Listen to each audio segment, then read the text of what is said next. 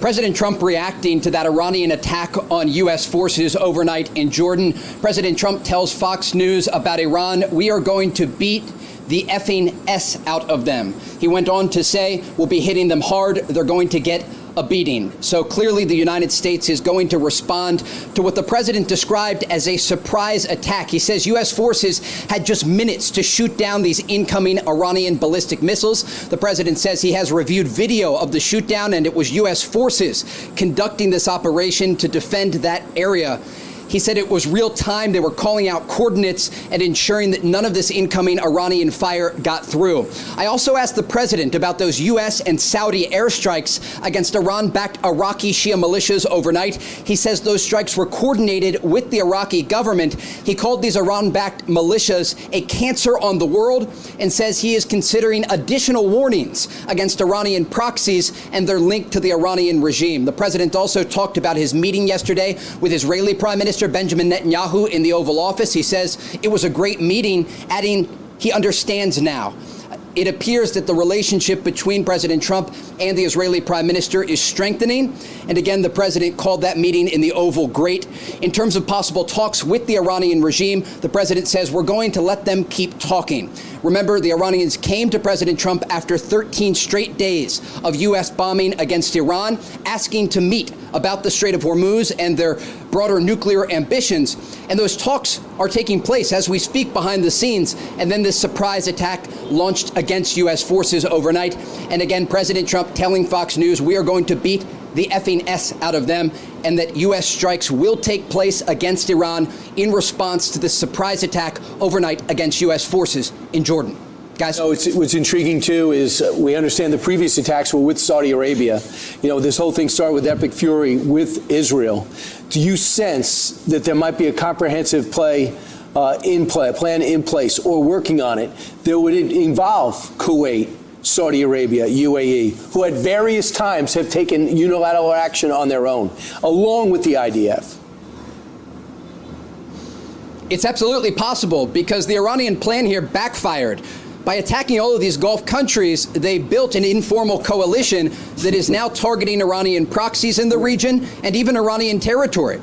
And we saw that last night on display. Saudi Arabia publicly admitting that they are participating in strikes against Iranian proxies in Iraq alongside U.S. forces. And other countries in the Gulf have participated in limited capacity against the Iranians, targeting some of these coastal areas around the city of Bandar Abbas next to the Persian Gulf, where many of those U.S. strikes took place. And remember, when we spoke with President Trump earlier this year during Operation Epic Fury, he said he was most surprised by the fact that the Iranians were targeting these countries that were uninvolved, that were not striking Iran at the time. And so again, what Iran has done here by targeting these Gulf countries is actually building this informal coalition that is now being used to pressure the Iranian regime. The question remains if these talks will lead to some sort of agreement. But again, President Trump tells Fox News there will be a U.S. response to this surprise attack overnight against U.S. forces in Jordan.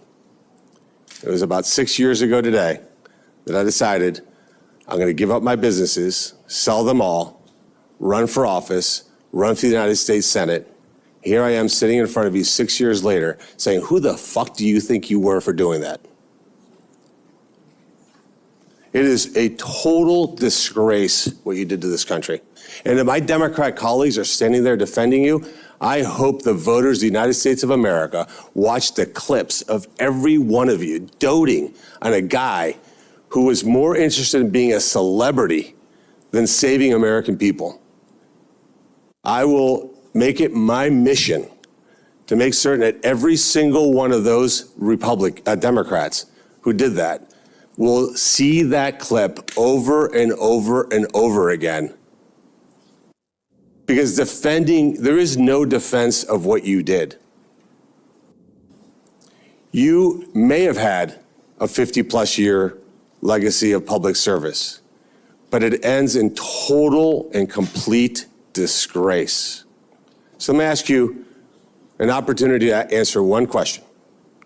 Will you apologize, just apologize, to the people who you harmed through your actions? Will you say, do you have the dignity to just say you're sorry? On the advice of counsel, I respectfully decline to answer based upon my rights under the Fifth Amendment to the Constitution. So you won't apologize to the military members who Joe Biden summarily dismissed from the military for not taking the vaccine? On the advice of counsel, I respectfully decline to answer based upon my rights under the Fifth Amendment to the Constitution. Will you apologize to the business owners that lost their business, shattered their lives, and they'll never recover?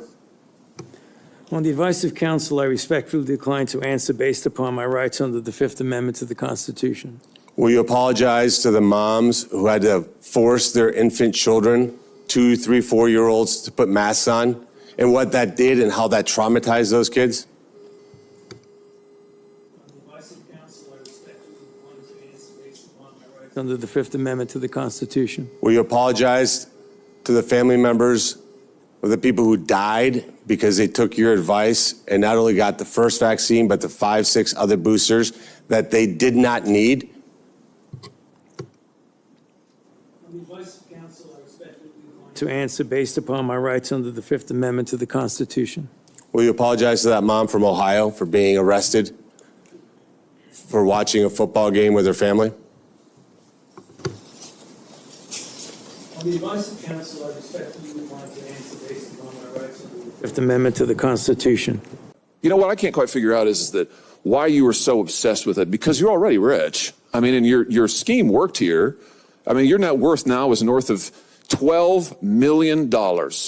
You got over $1 million in cash awards during COVID, during a 12-month, 24-month span during COVID. $1 million you knocked down in cash money using federal resources. Now you're worth more than $12 million. You've got a pension that in its first year paid out north of $400,000 a year. 1 million people dead, you're getting rich. 1 million people dead, you're using federal employees to get cash awards for you. 1 million people dead, and you're here taking the fifth because you don't want to admit that what really happened in all that time was a multi-month, multi-year course of self-dealing. Isn't that true, Dr. Fauci? On the advice of counsel, I respectfully decline to answer based upon my rights under the Fifth Amendment to the Constitution. Yeah, well, silence is admission. And here's the real thing. At the end of the day, it wasn't just about the money, really, was it? It was really about a power trip.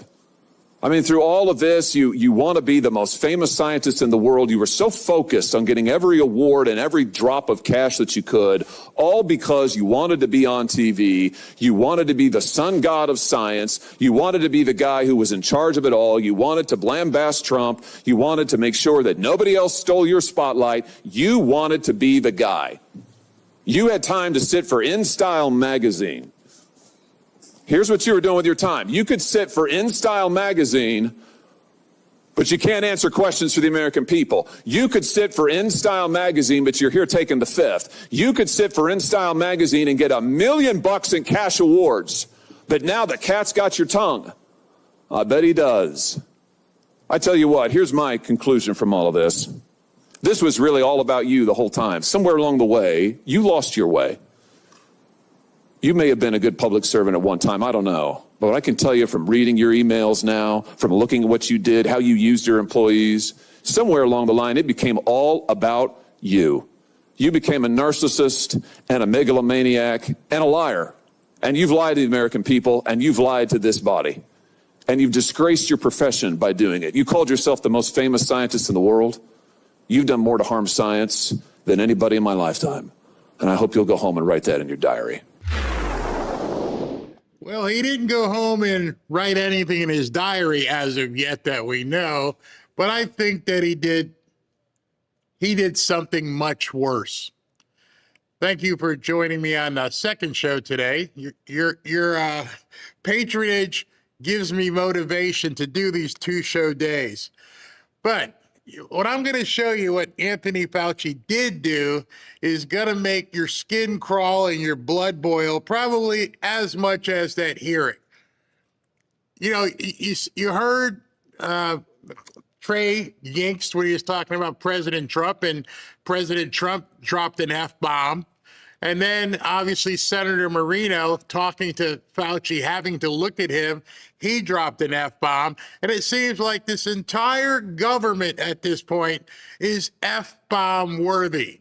What in the hell is going on? Everything's breaking loose. You got socialists, you got Mandami, you got the Democrats not able to do anything. It's one big F-bomb to the American people. But I want you to see the punctuation mark that Anthony Fauci gave after that hearing. You ready? I don't think you are. This is what Anthony Fauci posted. This guy had the cojones, had the absolute gall to leave that hearing room and post good versus evil. That he is the good. I can't even imagine what kind of internal strife, internal evil somebody must have to think that they're the good guy in all of this, with a million people dead, with all kinds of things that happened, enriching yourself off the demise of not just people, but the entire country. And then that's what you post? It's funny. You didn't seem to have that kind of audacity when you were sworn in. Funny. You didn't have that chutzpah. We saw you shaking as you were making the hearing. Oh, God, they're on to me. Oh, you didn't have any of that. But as soon as you got in private, we know what you really are. You're a snake. You're scum. I mean, tongue in cheek, wink, wink. I wrote, can somebody please take this POS for a ride? I mean, I don't know any other remedy that could work when you have that kind of a person. I know right now y'all looking at this and going, oh, no, he didn't post that. Yeah, after you spent 3 or 4 hours with me watching this, watching him shake, watching him shiver, watching him duck and hide, and show nothing but cowardice, he had the nuts to go on X and post that. We are seeing evil in a manner that we have never, ever seen it. The only thing I can hope for, because a lot of people I know, a lot of people you know, posted responses to this, and everybody was on it. All I can hope for, I saw Benny, I saw a whole bunch of people post. Hopefully that's a fake profile. That's all I can hope for. I can only hope that somebody created a profile, used his name, and somehow got a blue check mark. Because I can't even imagine that he would have that kind of audacity to just give the middle finger to America. Maybe it wasn't him. I can only hope that's the truth. Insane. All right. So second show today, President Trump is due up at 3 o'clock. I do have some breaking news for you. Again, deep state fighting back as hard as they possibly can. Oops. Breaking news into the Fanfare news feed. All right, so the breaking news we have is that the Federal Reserve just announced the new guy that President Trump brought on is not going to raise the rates, but he is going to keep them steady. Probably because, as you look down here in the story, the Federal Reserve voted 9-3 to hold its key interest rate steady in a range between 3.5 and 3.75. Three of the people on the Federal Reserve, three of the regional presidents, Beth Hammack of Cleveland, Neil Kashkari of Minneapolis, and Lori Logan of Dallas, actually dissented, and they wanted it to be raised. They actually wanted us to raise the interest rates. Kevin Harsh, the new chairman, has argued for giving the markets fewer signals about the central bank's next move. So as of right now, they kept the rates steady. They're not going to raise them on us for a while. I guess they meet again soon. But doesn't matter because today we're taking an absolute beating in the stock market. Today, stocks are down they were down nearly 800 points. It's pretty interesting how Dow Jones is down as of right now 600, but both the NASDAQ and the S&P are both green. Crazy stuff going on. Absolutely crazy stuff going on. It's an up and down world and everything else, and that's all we see. But what was interesting is silver and gold popped. I mean, really popped. So it's crazy. Woosah, woosah. All right, so let me get to, as we're waiting for President Trump, I do have a story for you. We're going to dig into and talk about the worst mayor ever. If a commission studying reparations in this city recommended cash reparations for people impacted in New York City, would you support that recommendation? First, I want to say that I stand by what I submitted. Yes. It's the truth. Yes. It's not a personal assessment. And we often think about slavery and the complicity in slavery as being exclusively to certain geographic areas of the country. Right. Complicity to slavery. I wish, when you hear people talk like this, we could find someone who's complicit to slavery. Can you point to the person, bring them on, interview them? Who are the complicit people who are okay with slavery right now? Love to see them. Because when I keep hearing this reparation stuff, I'm like, well, who is a slave? Who is impacted by slavery? And who are you going to have pay for these reparations who had nothing to do with slavery? We're going down a very slippery slope here. And those of you who looked away in New York, who didn't pay attention to what this guy was doing, and those of you who don't live in New York, but at the very same time as this is going on, you're watching a preview. This movie is being previewed for you. This is what they have in store for you. The reason why I keep talking about Mandami is not because I live in New York, but because this is what they're looking to do. And if you shake your head and say it can't happen wherever you live, I'm pretty sure there are a bunch of New Yorkers who didn't think this was possible either. And now this little thing of theirs, this little virus that they have, is growing, and it keeps growing. And so you have to listen to what they say and watch what they do. In New York City, we were very complicit. And so I look forward to whatever those findings are. I can't give you an answer in advance of them, but I can tell you that this is critically important because this is also what it looks like to acknowledge what history truly was. So this guy likes history, huh? You want to acknowledge what happened on September 11th? You want to know what happened in 9/11? You want to, or only this part, a couple hundred years ago? I can acknowledge slavery. Okay.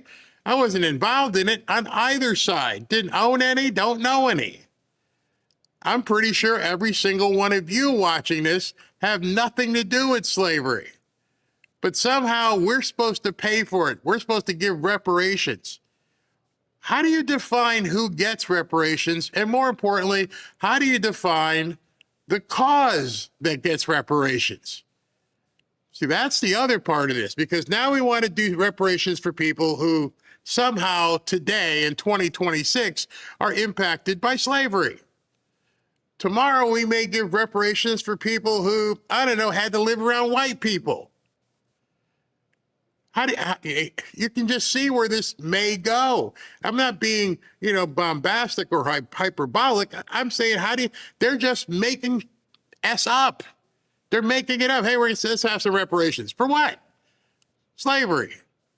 Show me a slave. Show me somebody who owned a slave. Nope, you don't have either one. So the amount of obtusity here is stunning. You're going to give reparations to people who were never slaves and make people who never owned slaves pay for the reparations. What about, many people who had relatives that were slave owners who, then had a mixed child, and now the mixed child turns up and then they have mixed children? Where's it end? How do you trace it? That's the other thing. How do you find out who was involved with slavery a couple hundred years ago? We're going to go into Ancestry.com and have everybody trace your roots. We're going to watch the movie and all turn into like Kinte Kunte. I have no idea. How are you going to define who has to pay the reparations? Oh, that's everybody. Or is it just white people? Hispanics going to have to pay it? What about the illegals? They're going to pay it? None of this makes any sense. None of it makes any sense other than what it specifically is a manner of wealth redistribution. They're going to take money from certain people and simply give it to others. Don't let all the fancy words like reparation and pied-à-terre taxing and anything else cloud your vision. What they're doing, in no uncertain terms, is finding any way they possibly can to redistribute wealth. Take it from you, give it to somebody else under this bow of reparations. It's insidious, but they are working on it, and he just smiles through it. So now, listen to what he did today. This is akin to publishing a hit list. Donnie's now facing some serious backlash over the rollout of his new pied-à-terre tax, as well as his administration's move to now publish a searchable database of all these properties that could be impacted by that tax. Here's Pennsylvania Senator John Fetterman on the Big Apple mayor. He's a clown, and now he's putting the list of people that owns homes in New York. Don't put people on lists. They haven't done anything wrong, and they're behaving in truly bizarre ways. National correspondent Brian Yenish joining us live from right here in New York City with more on this. Hi, Brian. Hi, Bill. Good afternoon. Well, Mayor Zohran Mamdani's rollout of this pied-à-terre tax on luxury second homes in New York City is causing confusion and raising concerns. For one, there is that searchable database of 960,000 properties in the city. All right, so stop there. He put together a list. He's checking it twice, and everybody is naughty because they've got too much money. We need to take your money. So now he has published a list of everybody who's got a property that he or somebody else values to be over $1 million. Asterisk, big asterisk. What you're going to hear from the naysayers is that this is all public records anyway. Fine. That is fine. That is true. No matter what city you're in, you can go into a public database and find out who lives next door and how much they paid for their property and what the assessment is and all kinds of information. I've been in real estate, as you guys know, for decades. I can look up any property anywhere in the country and get information. That being said, most people don't know how to do that. So he's made it easy, and he's made it easy for everybody to look at all these names, all these addresses, how much the property is worth. I don't care if you're an entertainer. I don't care if you're Taylor Swift. I don't care if you play for the Knicks or the Rangers. I don't care if you're a model. I don't care if you're an actor, Robert De Niro. He published everybody's home address. Every single person who happens to, in his mind, own a luxury property. Insane. States on that database that all may be subject to the tax. It includes the names, addresses, and home valuations of every property owner in the city, even though just an estimated 31,000 properties meet the basic valuation criteria to qualify for this new tax. Critics say this database makes it too easy to search and even target or harass the wealthy at a time that the mayor has been hostile towards them. Today, Mayor Mamdani said this is not a targeted list. It's a total property roll they had to release under state law. We are committed to ensuring that this is a tax only levied upon those whose second homes are worth more than $5 million. And the reason that we wanted to conduct outreach months in advance of when the tax would be levied would be to ensure that that exact premise would be fulfilled. The little smile that he makes. So we're just going to put your name out there. And it wasn't safe for anybody. You imagine waking up this morning and you're Robert De Niro and all of a sudden there's a knock at your door. You know, everybody knows De Niro lives in New York City, but you may not have known his exact address. Who else was on there? Cynthia Nixon. Remember her? She was in Sex and the City. She was a big-time Mondami supporter. She just got doxxed. Anna Wintour. I mean, there's so many people. Look at them all. All these people, it says here. Cynthia Nixon, Anna Wintour, a veritable who's who of the Big Apple's upper crust, from movie stars to billionaire philanthropists, were named and had their address revealed on a list of New Yorkers who might be subject to the state's new pied-à-terre tax. Documents posted on the Department of Finance webpage identified hundreds of thousands of entities who could find themselves in the crosshairs of Mondami's back tax on luxury second homes. He just doxed almost 1 million people in his own city. Think about that. He is doing things at this point to people, and you can see at this point, he doesn't care if you're on the left or the right. If you've got ducats, we're coming for you. And we're going to let everybody know that you live in this multi-million-dollar property. What just happened with the security? What happened with how you're going to protect these people? I don't have any feelings for Robert De Niro. I think he's a scumbag now. Used to love his work, but I think he deserves to have his privacy. And you just doxed all these people, all of them. For what? Oh, I'm just following the law. No, you knew, just like I said earlier, the Democrats find every single loophole in the law.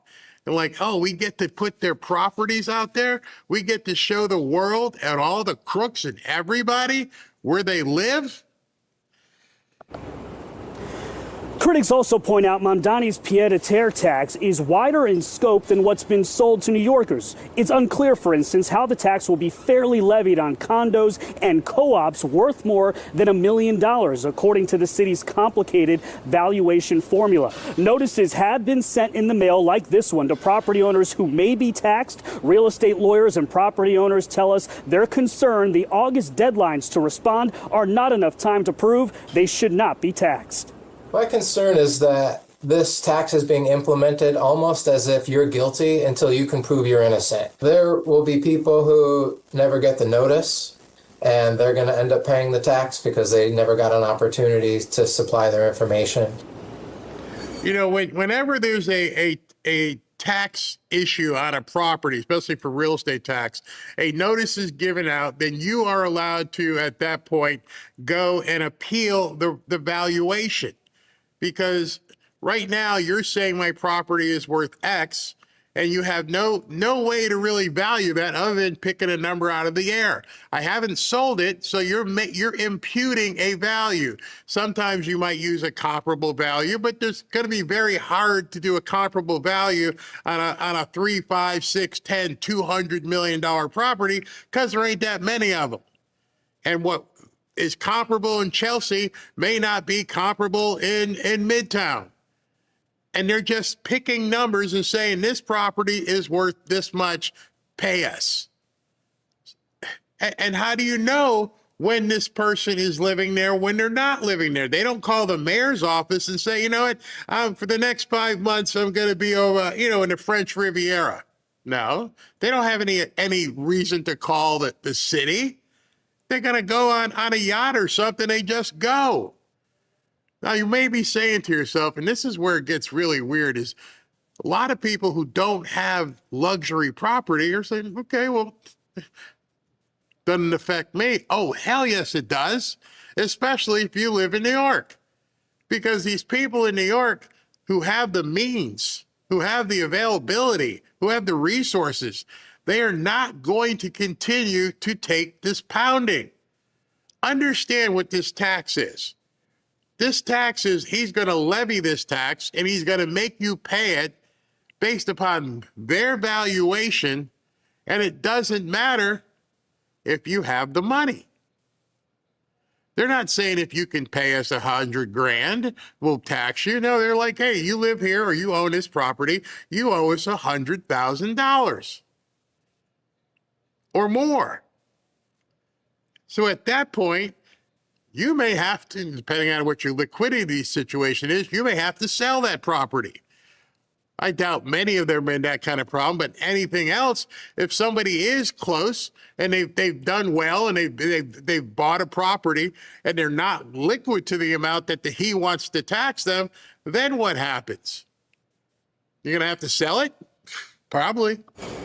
Critics say this is the kind of tax that will push out the wealthy and the city's tax base. Mamdani says this tax will raise $500 million for free services like childcare. Those who want to appeal their tax, by the way, have until March of next year.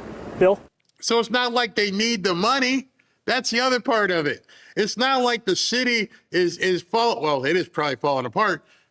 But the only reason you want to do this is to take their money and give free stuff, which the word doesn't really match, because at that point, it's not free. See, the idiots think it's free. They think it's falling out of the sky. They're taking it from somebody. They don't have that differentiation. They don't understand this is Fred's. And we're telling Fred he has to pay for it. And we're just going to take it from Fred and give it free to Shaniqua and her kids. Free. No such thing. All right, Brian Yennis reporting live here in New York City. Brian, thank you. Let's bring in Jerry Baker now, Fox News contributor and Wall Street Journal editor at large. Jerry, always great to have you here. I mean, that's like 10 days away. And a lot of these people aren't even home. So they might not even ever see the letter. Yeah, that's the idea. I mean, this is a disgraceful. I mean, not only is the move itself very, very questionable, the rich, as they like to call them, socialists like to call them, already pay disproportionately way more tax than anybody else. They fund all of the services in New York. They're the police, the firemen, everything. Nothing. They are paying, their fair share, well more than their fair share. So they're already doing that. This is just another attempt to sort of squeeze more money out of them, which we've discussed before, Sandra, will only result in many more people leaving the city and abandoning those homes anyway. But secondly, as you point out, President Trump turned on the camera early, and the feed kind of missed the fact that he was there. So let's go to President Trump right now. Best with some hard work and some good thought process. But thank you for being here as we unveil exciting plans for a major and long overdue renovation and reconstruction of Washington's really horribly thought of Dulles International Airport. I want to thank Secretary of Transportation Sean Duffy. He's fantastic. He's doing a great job, including having to do with the safety of airlines and getting in with the control towers and all new equipment that we'll be ordering in the not too distant future. So that we'll go from, again, one of the worst countries in the world for that, and we'll end up being one of the best countries in the world. That's automation, having to do with landings, takeoffs, and safety. But for his leadership at this important project, and that's the Dulles project, thanks as well to the CEO of United Airlines, Scott Kirby. Thank you, Scott.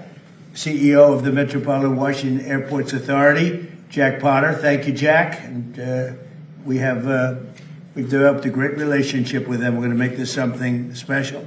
As well as a member of the Airports Authority Board of Directors, Trent Morse. Thank you, Trent. Thank you very much. Dulles Airport is the primary international gateway to our nation's capital, which is now one of the safest cities in the country. It's one of the hottest cities in the country. We are the hottest country in the world. But our nation's capital has made tremendous improvements in the last year and a half since we got here. Crime is down by 84%. We've removed almost 8,000 career-hardened criminals. And amazing statistic, 2% of the people cause 91% of the crime.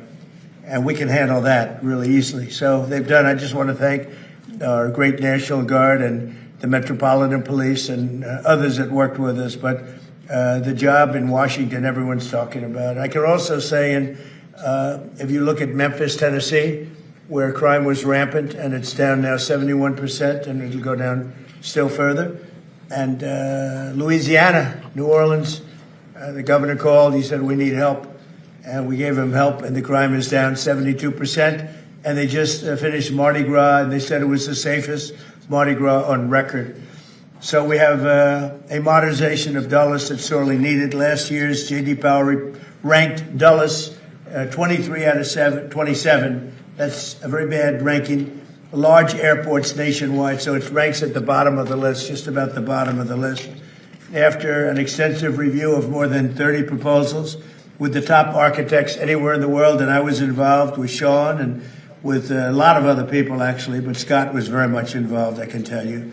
But we are announcing plans to add more than 5 million square feet of new or renovated space. We'll replace the current C and D concourses, which are basic disasters, all the while preserving the iconic original terminal.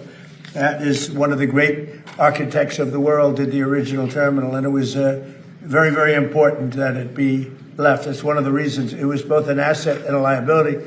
The liability is that nobody wanted to build anything near it, and people had to walk crazy distances, and it's no good, not acceptable. So we've addressed it all, and we have a plan that's going to be phenomenal. But we're going to replace the C&D concourses and preserve the iconic original terminal that first made the airport an architectural landmark. So it's going to be something you can sort of see a little example of it right here. That's your front. On the other side of the street, we're building a massive 9-story, 8-story, 10-story. We're not sure yet, but we're building a parking garage that will be right next to the terminal. You'll walk right across the street, and you'll have a glass bridge, a number of glass bridges that will go right into the terminal. Right now, you have to walk so far. You have to walk blocks and blocks to get to the terminal. And we have an empty site right directly across the street that nobody wanted to tinker with, which was crazy. So we're going to have a magnificent garage. What would you say, Sean? How many cars? 32,000 parking spaces. 32,000. It'll be actually the largest garage in the world. 32,000 is big. Mostly above ground. We don't like down. People don't like going down underneath. Mostly above ground. It'll be beautiful. But a central walking tunnel and a new air train connections will provide travelers with easy options. Really, it's an impossible airport. You get off a bus, you go into a train, you get from a train, you get onto another bus. It's a worse airport. This plan also includes expanded options for parking, modern check-in areas, more efficient security screenings, hotels, et cetera, et cetera. Could have a beautiful hotel right on the property, but further away so that we can give the good location, frankly, the best location, to parking. So people literally will be able to park their car and walk 15 yards and they'll be in the terminal. In addition, many of the new restaurants and shops will be added, including plans for one of the largest United Polaris lounges anywhere in the world. It'll be a beautiful level of luxury. This transformation is another step in our ongoing efforts to make Washington, D.C. safe and beautiful again. The safety aspects, both in terms of the airlines and in terms of crime, are unparalleled for what we're doing. For years, the United States has watched other major cities around the globe welcome travelers with grand and modern airports, yet the last major airport built in the United States was Denver in 1995, and it hasn't gotten very great reviews. That's more than 30 years ago. So we're doing something with Dulles that's going to make it, I think, the top, maybe the top anywhere in the world. And by the way, Palm Beach is going to be one of the top too. Palm Beach is going to be incredible what the plans are. The people, Joe, and all the people working in Palm Beach that have done such an incredible job. That's going to be an unbelievable airport very shortly. So it's time to ensure that the United States has the greatest airports anywhere in the world, and we're starting right here with the capital city. And you can see just before Sean goes up, if you take a look, this is only showing the terminal in one rung, but you have numerous of them. You have here, here, here, and you have a spine coming. Here's your main entrance. You have a spine coming right through the building into these massive ports. Now, the planes won't have to be bothered because we drop down a little bit and our walkway is underneath. We have walking systems that go very quickly, or you can walk because it's very close. But this is it. So you enter here. You have a parking garage, which will be built right here. This whole thing is parking garage. Probably 32,000 cars. That'll be a world record. And very convenient. And then you'll have glass tunnels that go into the airport right from here. So you'll be one story above. This road stays, beautified and stays. We keep, and then you drop down from there on. And so that when you have the planes, we'll be able to go right across without having to go back, make turns or anything else. It's going to be amazing. It'll be one of the largest airports anywhere in the world, and I think it'll be actually one of the most efficient and the best. So I'd like to ask Secretary Duffy to say a few words, and then Jack Potter, and I'd like to welcome a very great gentleman to our midst, Jensen Huang, who's here someplace, and he's, if we can do with an airport like he does with chips, it'll be the greatest airport anywhere in the world. He looks at this problem as being a very simple, problem to solve because his chips are a little bit more complicated. But it's important that he's able to travel nicely along with everybody else. And right now, this is not a very good airport. We're going to make it a great airport. Sean, please. Thank you, Mr. President. So to your point, the president has worked incredibly hard to make D.C. safe and beautiful. I think this is the cherry on the top, Mr. President. This is the gateway to the world from our nation's capital. And any of you who've traveled through Dulles, it is dark, it is dated, a little dank maybe. It's not a great airport. And so we had multiple architects come in and present to the president. And we are blessed that not only does he give us time to really important matters, but he gave his building skill to take the best of all the designs and come up with this concept. So just if I could quickly point out, we keep the Saarinen building, so that's going to be the foyer, a whole new head house. We are going to get rid of the people movers, Mr. President. So if you don't know what these are like elevated buses. It's kind of like, it looks like it's from Star Wars, if you will. And they're slow and people are angry about them. We are going to get rid of those. We are going to have a horseshoe train system throughout the airport. And as you mentioned, right down the spine of the airport is going to be a walkway. So easy access to all of your gates, fast movement. And what I like the president, he was like, listen, we have to have great parking. So when you pull up to the airport, you have easy access to the concourses, to the terminal. And so I think this is one of the best designs, Mr. President, probably because you actually did it, that you'll see in the country as a whole. And we've had this is bipartisan, Mr. President. A lot of people, whether you're Republican or Democrat, you hate the way Dulles operates. So everyone's come together and we're building for America and building for the future. And it's your vision that made this happen. So thank you for doing this. And it's going to be, I think, it's going to be the premier airport in our country when you're done with it. Well, thus far, what John said about bipartisan really is bipartisan. And I don't know if that's because it's the right thing to do, which it is, but it's also that whether you're a Republican or Democrat, you don't want to go and be subjected to this airport because this airport is it's a terrible place to be. And it's going to be, I believe it's going to go, it'll be rated within a few years, it'll be rated the best airport in the country. So it's going to be so efficient. Right now, it's totally inefficient. Between the trams and the Star Wars thing that they call it the Star Wars and elevated buses and nobody knows what's going on. It's a real mess. And as you know, United is subjected to it. It doesn't help United very much. He's been very much involved with what we've done and other airlines too. And I have to say that we've had over 30 architects and 30 different designs. And we did a little cherry picking and we spoke to a lot of people about it. And we've come up with a plan that's efficient and really beautiful. And I think it's going to give you one of the most beautiful, keeping the Saarinen. So Saarinen was one of the great architects of the world. And when he built this 30 years ago, I guess, or about that, this was considered one of the eighth wonder of the world. This was considered the greatest terminal anywhere in the country. And it needs some work, it needs some fix up, but it'll be architecturally amazing, the rounded glass and the whole thing, massive sheets of glass. Cost was no object, unfortunately or fortunately, and we're going to be using that, and it's going to be fixed. We're using it again as the primary entrance, and almost that's about it, because essentially this is a brand new airport. And yet we're going to be able to work it well enough that it'll work at least as efficiently as it works right now. And in the end, you're going to end up with, I think, maybe the best airport and one of the biggest airports anywhere in the world. And it's going to be a great thing for Washington, D.C. So could I ask Jack to say a few words, please? Yes. Jack? Thank you, Mr. President, and thank you for your inspiration here and challenge. You challenged all of us to All right. We know that President Trump wants to make D.C. step into the issues that you just described.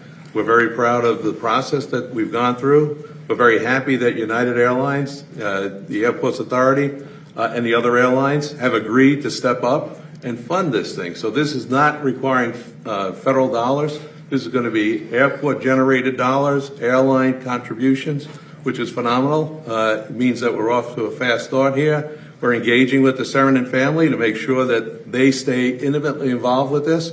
All the aspects that were just described, I think, will make this a world-class airport.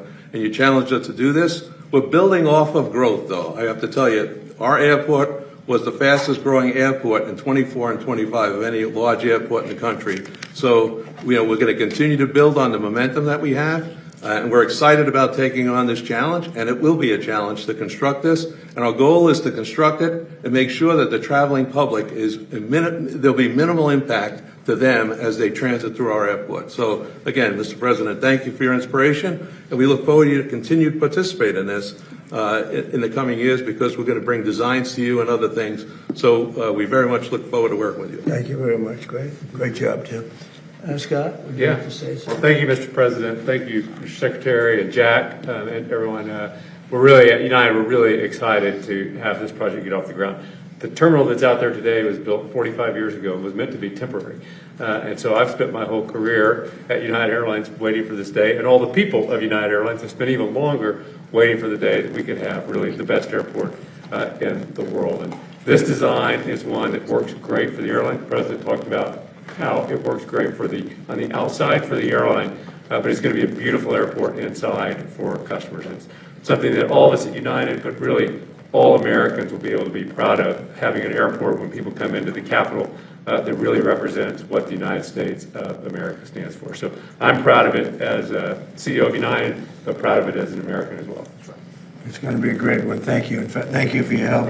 And Trent, would you like to say something? Yeah, thank you, Mr. President, for your leadership on this. On behalf of the MWA board, this is something that everyone's tried to do for decades, and no one's been able to get it done. And without the President's leadership on it, we'd be back in square one. So thank you for your leadership on this project. Thank you to United and the Department of Transportation for moving this along as quickly as possible. One of the things that is interesting, they were going to build this over a 60-year period. They were going to start with a little section here, a little section there, and that wouldn't have worked. It wasn't a design like this, but it wouldn't have worked. So we're doing it all at one time. It'll all be completed, and it'll be beautiful, and it'll be something very special. Would you like to say something? Thank you, Mr. President. I really want to thank the Something that all United, but really all Americans, will be able to be proud of, having an airport when people come into the capital that really represents what the United States of America stands for. So I'm proud of it as a CEO of United, but proud of it as an American as well. That's right. It's going to be a great one. Thank you. In fact, thank you for your help. And Trent, would you like to say something? Yeah, thank you, Mr. President, for your leadership on this. On behalf of the MWA board, this is something that everyone's tried to do for decades, and no one's been able to get it done. And without the President's leadership on it, we'd be back in square one. So thank you for your leadership on this project. Thank you to United and the Department of Transportation for moving this along as quickly as possible. One of the things that is interesting, they were going to build this over a 60-year period. They were going to start with a little section here, a little section there, and that wouldn't have worked. It wasn't a design like this, but it wouldn't have worked. So we're doing it all at one time. It'll all be completed, and it'll be beautiful, and it'll be something very special.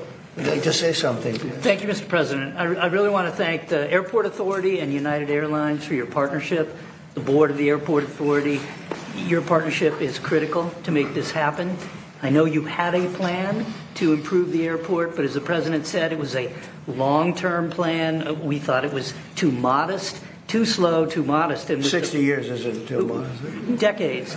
But with the President's attention and focus on this, it's accelerated, it's expanded, and we're actually going to realize the vision, and a much greater vision now. So it's a very exciting day for Washington, for the whole nation. Well, these people have all been fantastic, and they want to see it get done and get done properly, and it should be done as one airport, not being built in chunks, which would have been, frankly, a catastrophe, I think.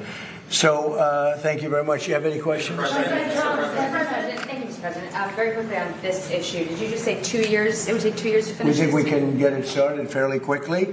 It's largely financed. And we need some approvals from Congress probably, but generally speaking, it's been very bipartisan. And then on the attack, the drone attack on the LNG tanker off of Egypt, what can you tell us about that? And is there any indication it's Iran related? Does it represent? Well, I'm going to give you a report. I've been briefed. It's a little more of the same, but it's going to be straightening out. It's going to be straightening out. In the meantime, we're going to be hitting them very hard because it's our turn to hit them. They know it's coming. They're asking us not to do it, but they tried shooting it last night. So we had 5 rockets shot going 8,500 miles an hour, and all. I'm going to change the feed so you guys can see the press, so it'll be a little bit of an interruption. And we'll see if we get there with an agreement way, which is basically let the governors decide. And generally speaking, the Republican governors did very well. The Democrat governors did not very well. But Fauci wanted to have nobody wearing masks, if you remember, and then everybody had to wear 5 masks, as many masks as you could get. I mean, made a lot of mistakes. And he wasn't a big factor for me. He was a very big factor for Biden in terms of that whole disaster of COVID. Far people died, fewer in the Trump administration than in the Biden administration. We ran it well. Operation Warp Speed was talked about as being one of the great success stories anywhere in the world, actually. And we did a good job. But many more people died under Biden than died in the Trump administration from COVID. COVID was a disaster, but Fauci did not help. Do you think that the DOJ should reopen the investigation into the auto pen, specifically pertaining to Fauci? Well, the only thing you can really think about is the auto pen, because the most powerful thing the president has, they say, is the power of pardon. So he was pardoned by Biden, and I respect that. I know how powerful it is. It's a very powerful. They say it's literally the most powerful thing a president has. Now, whether or not I sign my things directly, almost everything I sign directly. You're witness to many of them. He signed very few. The only thing I know that he signed was Hunter Biden's pardon. But I'm not sure that he signed, he probably didn't sign this one. So I can't tell you what the law is. I've heard that you have to have a lot of proof. You need to have letters. You need to have all sorts of things that the person operating the auto pen has to know exactly what it's all about. He didn't know what it was about because I saw him testify. So maybe there's something on the auto pen. Other than that, the power of pardon is very powerful. One question briefly on the. Thank you. Beth Turner, GB News. We've just heard you talking about another example of American excellence. That's really what this is. It's a project where you're striving to be the best in the world. As a Brit, that's really striking to me. You've had a couple of weeks to get to know our new Prime Minister. Have you spoken to him much? And do you think he is the man to lead us to excellence? Well, he did say one very good thing. He said he's going to open up North Sea oil. If he does that, you're going to be a wealthy country. If he does it reasonably. I was telling Prime Minister Starmer, open up the North Sea. Open it up. You'll be okay. Open it up. They have 2 problems. They have a huge immigration problem, people coming from all over the world and just camping out in your country. And we've taken a very tough stand. In fact, for 14 months, nobody has come into our country. 0, which is almost hard to believe, but that's what the report says. Our borders become very strong, and your border is very weak. He's got that problem, and he's got energy problem. He's got windmills all over the place. And anytime you see windmills, you see a failing country. And they're made in China, not used by China, but they're made in China. And you have a thing called the North Sea, and you buy a lot of your energy, as you know, from the North Sea. You buy it from Norway, and Norway gets it from the North Sea. They get their oil from the North Sea, and Norway's got trillions of dollars in the bank, trillions. It sells its oil from the North Sea, and Scotland has a better part of the North Sea, and you have 500, 600, 700 years. You have areas of the North Sea that haven't even been explored yet. You have one of the most valuable oil finds anywhere in the world. And if the United Kingdom would use it, they'd be a wealthy country again. And I tell you what, I could not get Starmer to use it. It was incredible. Every oil company that I meet, and these are all big giants, Every person that I know in the oil business said, please, could you open up the North Sea? Could you get them to open it? They're dying to do it. And if you open up the North Sea to the oil companies, Scotland, Ireland, the UK as a whole, but it's right in Aberdeen, Scotland. It's right in Aberdeen. And that would be one of the most vibrant. You know, it used to be called the oil capital of Europe. Aberdeen was the capital of Europe. And now it's, they don't drill oil.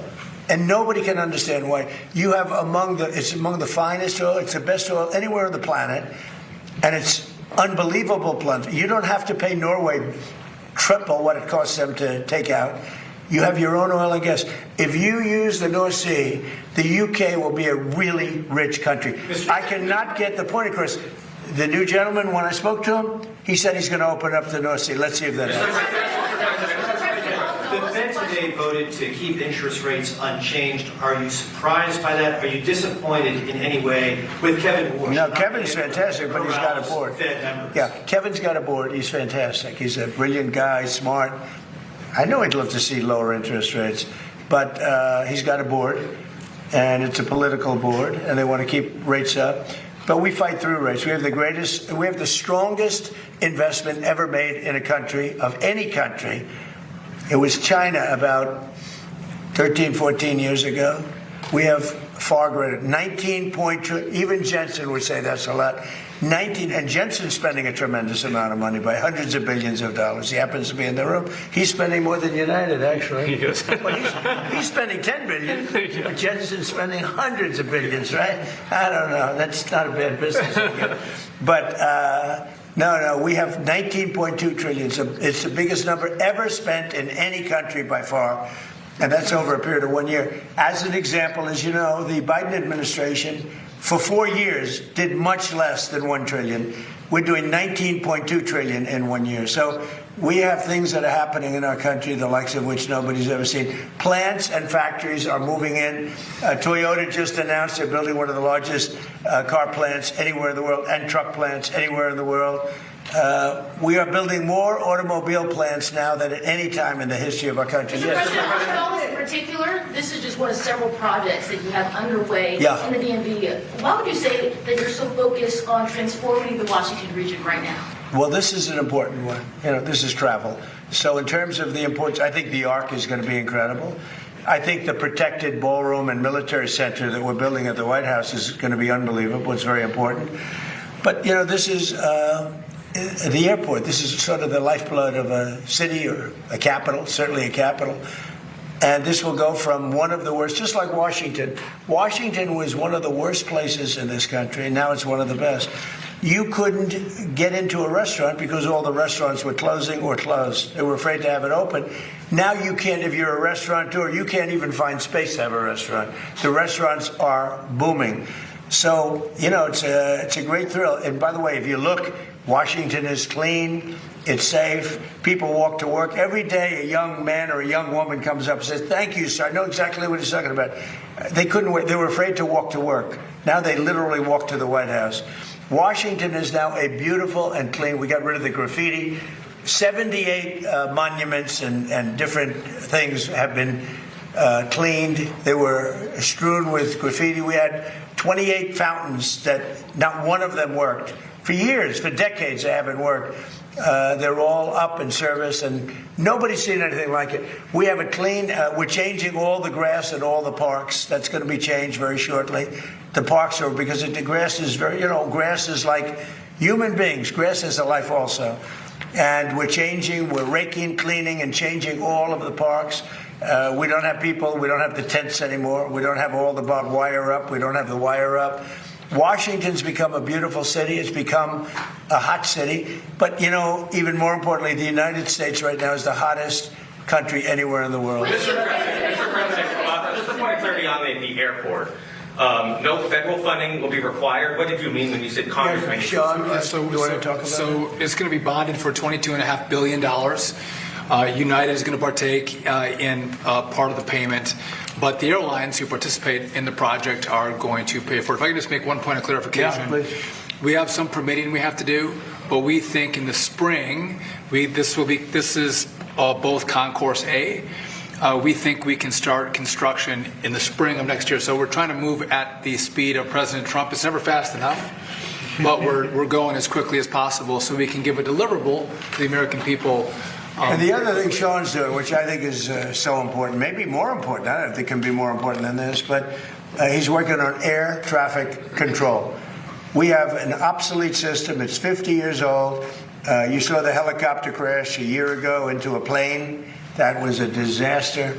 And things like that would never happen. Bells would have gone off in 4 or 5 minutes before it happened. You would have heard the bells and whistles would have gone off. And a thing like that couldn't have happened if you had proper air control. So what's happened is we're working very hard on getting the finest in the country now, in the world. We've examined the systems of almost every good country in terms of air traffic control all over the world. And we have the best people working on it in the world. And it'll make, I mean, so often you'll see somebody even bunking into each other at an airport. But where planes come too close, where planes, in the case of the helicopter the helicopter hits the plane, we are working on air traffic control to redo the entire system, including the new towers, because the towers are obsolete. You know, you don't think of it. You see a tower and it looks fine. You go into those towers, they're literally falling down. So we're talking about new towers and all new air traffic control, which will give us the safest anywhere in the world. Why do you think Dr. Fauci invoked the Fifth Amendment so many times today when he has the pardon? And what was stopping him from just giving an honest testimony this morning? Well, look, I've never been a big fan of Fauci. Why he did that was very simple. His lawyer told him to. You know, I don't know if he would have been better off not doing it. There were a lot of questions that I guess he could have answered, and some maybe he didn't feel comfortable in answering, but his lawyer told him to do that. Prime Minister Andy Burnham hasn't mentioned publicly migration at all since he's gone into number 10. Did you discuss it with him? I did, briefly. He's going to have to mention it because it's killing your country. Mr. President, killing you. He won't talk to GB News. He's killing your country. He won't talk to him. And not him. I mean, we'll have to see. I know Starmer did very little about it.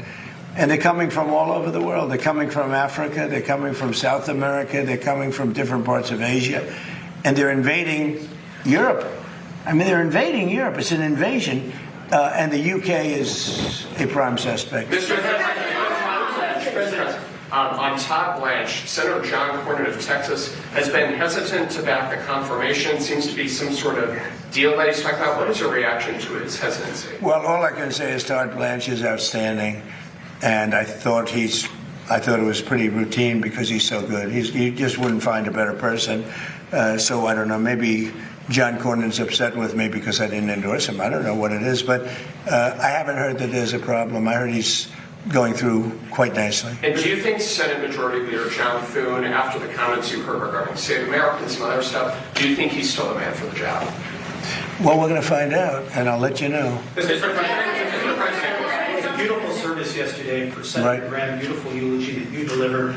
As far as Senator Darlene Graham is concerned, based upon your conversations, is she going to focus primarily on foreign affairs like her brother, or will she focus more on domestic issues? I think domestic, really. I've spoken to her a lot, and she's much more focused on domestic, including costs and pricing. And I think she'll be outstanding. Jay Clayton, he was just confirmed by the Senate. Yeah, he's great. Would you like to see him continue with Bill Pulte's work at exposing election? Oh yeah, sure. I'm sure he will. Bill did a great job, and Jay has just been confirmed.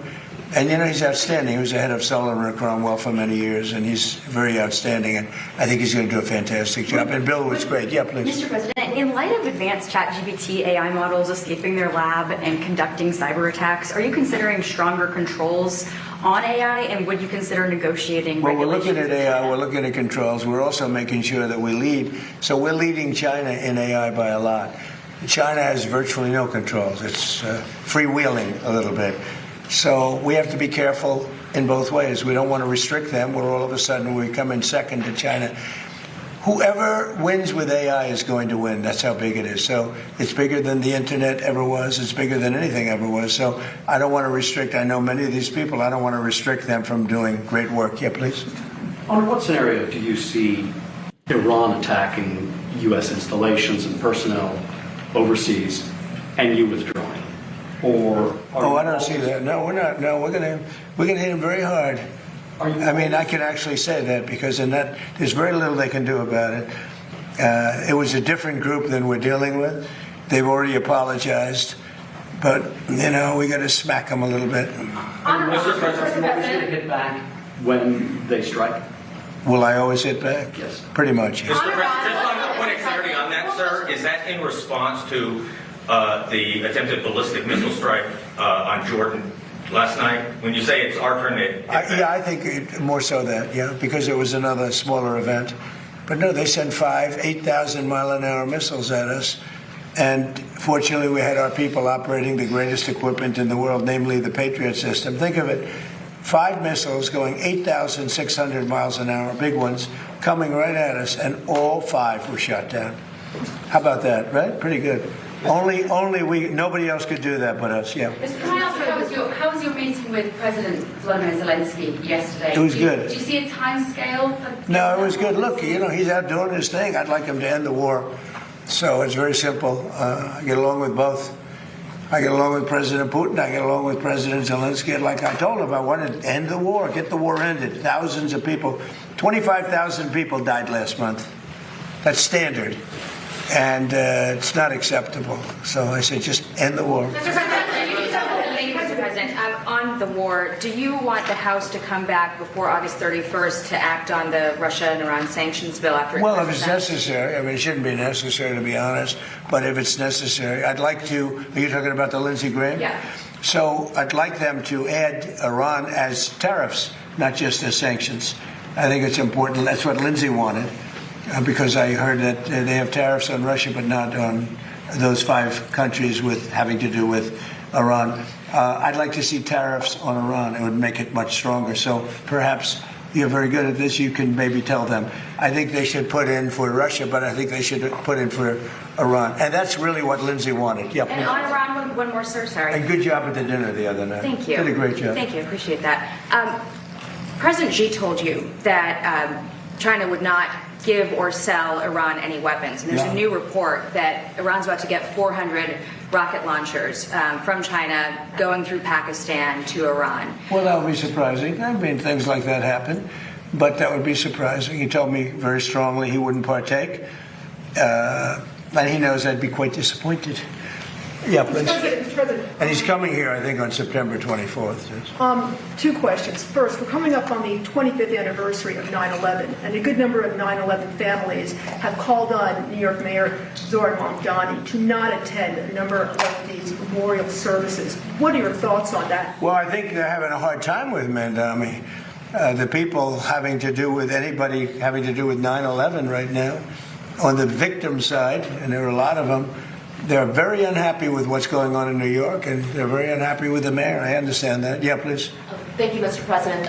Senate Republicans are underway in negotiating the budget. Would you sign a CR without the Save America Act attached? Is that something you want to see? I'll have to look at it, but they should get to Save America. How simple can it be? Voter identification, proof of citizenship. I mean, now you have to understand the Democrats, not one Democrat will sign because they want to cheat. There's no way they can get elected if that happens. But we should have unanimous Republican support. And if we don't, people should look at those Republicans. But think of it. Who would not sign voter identification with photo? And who would not sign proof of citizenship? Only people that want to cheat. Thank you very much, everybody. Thank you. Thank you very much. Thank you, everybody, guys. Thank you. Thank you, Bev. All right, so that was a quick one there. I will take a 90-second break and come back and talk more about Mamdani.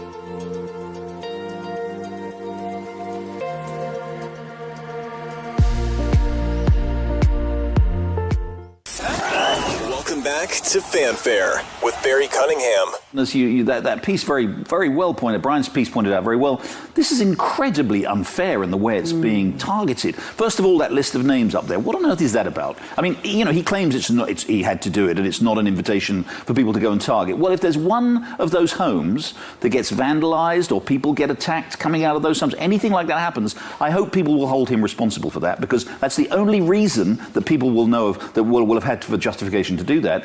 And as you say, they've got something like 10 days now to respond to these tax demands. Many of these people are going to be caught up who shouldn't be. It's not their second home. It may be their first home. They may be splitting their time equally between one home and another. It's just, he's a socialist. He's a democratic socialist. We see how socialists like to behave. We saw it in the dark days of the Cold War. This is what they do. It's intimidatory. It's authoritarian. It's fundamentally unfair, and it's basically also un-American. Quite un-American. But the problem is we have so many of these young people growing up today who are, for some reason, meeting with so much despair and hopelessness, who think that everything is horrible, that, the boomers left them behind. I don't get it. I don't understand. I've never felt that kind of defeatism.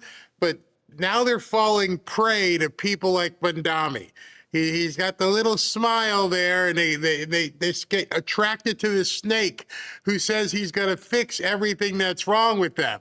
And all he's looking to do, and he's got so many people, established people behind him, with his entire methodology of just taking from somebody and being Robin Hood and giving it to somebody else.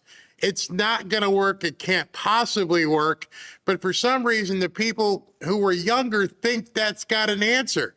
And they don't pay attention to anything that's happened. They don't care that the grocery store closed in Kansas City. They don't care that the grocery store closed in Chicago. This is just, we're going to do it differently. And there is no differently with socialism. When your entire ideology is based on somebody else's money, it can't ever succeed. Because if that money isn't there for you to take, you have no ability to generate it. And so right now there's a whole bunch of people all over X like, it's too bad. If they can't afford the tax, they shouldn't have that kind of property. That's the mentality that's going to put us in the toilet. Somebody works all their life. Some of them may have had some great fortune, and they own property. They own it. The socialists don't believe in private property ownership. So this is easy for them, even if it's a mechanism to tax and then foreclose. It doesn't matter, because that is the goal. And that's where I think too many people who aren't in New York don't understand. It's not just a tax. It's a lever. And it's the first lever to actually seize that property. I don't know, in my mind, I just have this idea that where Mondami wants to take New York City is he wants all the billionaires and millionaires and people with money to flee. He would be happy if they were to flee. And if it's a complete enclave of poor people and dependent people, he owns them. Once he clears out the people who can make their own choices in life, and all he has is dependent people, then he has built himself a little kingdom. For the same people who talk about not wanting to have any kings, they don't realize the road that they're on because nobody has shown them or they refuse to understand. No, you just can't do away with the Constitution. You can't do away with the Senate. You can't do away with the Supreme Court. You can't just open the jails. Except if that's what you think your utopia is. If they're hearing it from people like him, they're like, well, it must not be a bad idea. He's doing well. See, we're going to get free food, and now we're going to have free homes, not realizing that there is nothing for free. Well, and to your point, some high earners in your city, right? And this is going to sound good to that socialist base. Let's tax the rich. But when you end up chasing everybody out of the city, you're not going to have a tax base to pull from anymore. Here's the Republican governor, the Republican nominee for governor of New York talking about that. Take a listen. High net worth individuals and corporations that have left New York in the last 4 years have created an $11 billion deficit in tax revenue that unfortunately the middle class has to pick up. And when they leave, they take jobs away from middle class people like plumbers, carpenters, electricians, waiters, waitresses, busboys, dog walkers, cleaning services. So his point is this. So what's very interesting is so many Democrats and socialists will tell you the trickle-down effect doesn't work. There's nothing trickling down because they don't pay attention to it. If the people with money leave, like he just went through a litany of people, there's nobody to clean their house. There's nobody to fix the plumbing. There's nobody to cut the grass. There's nobody to do the things that keep the property running. When you call the lawn service, the pool service, the painter, the plumber, the electrician, you're feeding an entire industry. And if you take that ability for them to work, because you're not going to call them as socialist, you're not going to be the one who's going to redo your kitchen. You're not going to, redo your living room and put a media room into it or a studio. You're not going to do it. And so those people who do all those jobs will not have the revenue because the people who can afford to pay for it are gone. So it has to be intentional, I guess is what I'm saying. It could be no other way to look at this as though it's intentional. Would create a ripple effect. It's not just the rich leaving, they employ a lot of people. Exactly. And what are they going to do? Look, a great British Prime Minister, Margaret Thatcher, once said the problem with socialism is that eventually you run out of other people's money to spend. And that's exactly what's going to happen in New York, right? People are going to leave. They're leaving already. You just heard it there, significant numbers. More of them will leave as a result of this. More of them will leave as a result of not only the punitive tax, but the way in which they're going about collecting it. And yes, there is such a thing as trickle down. All these people, it's very easy to sort of think, oh my goodness, a hedge fund guy who earns tens of millions of dollars and lives in a $50 million townhouse in a beautiful part of New York. Why shouldn't he pay a bit more? Well, as I say, he or she already does pay well more than their fair share. As he's standing in front, I'm talking about Mandami, as Mandami is standing in front of Ken Griffin's $200 million penthouse condominium or whatever, they look at that and go, that's not fair. But they don't look at all the people in that vertical. They don't look at the doorman. They don't look at the people who pick up the garbage. They don't look at the people who are painting the facility, who are keeping the building up. There's so much that goes into, many of you obviously own property. And I don't, it's funny, if you take it to your own situation, I'd like you to think one day, whatever level it is you're on, how many employees do you have? Many people will have a different, answer to that than others, but I know just with what we do. We've got a pool guy. We've got a lawn guy. Robin has a housekeeper. And that's just close. We have a handyman. We have an electrician. We have a plumber. We have an air conditioning guy. That's just us. I can't imagine Ken Griffin, all the people, and I'm not even talking in his business. I'm just talking in his property. Just in his home, how many people he must employ. And I'm not talking one-offs. Our pool guy comes every week. Our house cleaner lady comes every week. All these people depend upon other people to be able to employ them. And so all of a sudden, even if we were to move to another city, all the people that depend on us, they answer our call. Robin says, hey, listen, I need you to hang up this different thing. And a guy comes over, he's getting paid for doing the work that she needs in the house. And so even, it doesn't matter what size home you have, think about it yourself. The roofer, everybody, I'm just going through off the top of my head, all the different people, the extermination company down here in Florida. If you don't have an extermination company, you're in big trouble because the bugs down here will take over your house. And so if you ever sat down and did like a spreadsheet, I'm sorry, I mean to laugh because the next story is about spreadsheets. If you ever did a spreadsheet or a ledger as to how much money you spend on an annual basis that you employ, and even if you don't have a service, Even if you said, you know what, I clean my own pool. But then again, you go to Pinch a Penny or you go to some pool service and you buy the chlorine and the tablets and everything else. Let's say you buy, you do your own lawn. Same thing. You're going to have to get the gas or electricity or whatever you need to do. And you're going to get out there. My grandson actually sent me a picture of him doing a riding mower. But if that riding mower doesn't work, you're going to have to bring in a mechanic to fix it. These are things that people like them completely overlook. They don't understand the amount of trickle down that is indeed a part of, people who live like that. Yeah, but they employ so many people down the line, and it's not just staff. It's all the money they spend in the city. It's the restaurants and the coffee shops and all the things that they do for the city. You're taking all of that money away from all of those New Yorkers. Yeah, and in the end, people will suffer. Socialism never works, and it won't work here. It's also a message Mamdani sends to those wealthy New Yorkers, to your point, that pay a disproportionate amount of the city's personal income taxes. And you didn't build that. You didn't earn that. Your family didn't build that, didn't earn that. Michael Goodwin said it's an outright hatred of New Yorkers. It's a hatred of the city on the part of Mayor Mamdani. To me, though, as an observer of the economy, and specifically the economy right now in this moment with this mayor in New York City, this builds a level of uncertainty that the market will not reflect well in the market here. It will not reflect well in the economy. You look at the number of residents that they listed there with values. Again, how is that defined?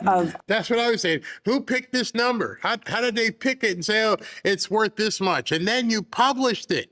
You actually put it out there in full view of all the orcs. Now, all the orcs know every single address of any property of substance. Just imagine that. You have an underfunded police department, but at the same time, you published the list of every single property, 1 million different property owners in New York City. And now every orc, every complete criminal now has a database as to where I could go possibly. Yes, it is readily available online if you know where to look. But now you drive down the street, you don't know whose house that is. Oh man, that's a nice house. Who is it? Now you can go, whose house is that? Oh, that's John Smith's house. Hey, he's a dick. Let's go ahead and hit that. You now know every single owner. He doxed them all. Didn't care. Right. A pied-à-terre, 5 million or above. They're targeting 10,000, they say, but how many were on that spreadsheet? 960,000 residents were named. Right. You don't know what's coming. Right. You're going to leave. Yeah, exactly. 960,000 people, some of them famous, were listed on this database that he publicly put out there. That should give you a chill down your spine. That should let you know right there, we can never have socialists take over a certain city. I mean, we don't have 1 million people who even live in Boca. So imagine they listed every single address in the entire city. New York, that 960,000 of people who have means. It's insane. You're being it's not just the 30,000 or so. It's all these other, you're by doing that, you're essentially sending a signal saying, yeah, hey, look, you may not be in this 30,000, but we're coming for you somehow. We're going to find, look, socialism is the politics of envy, right? It's people saying you have too much money, I should have some of that money.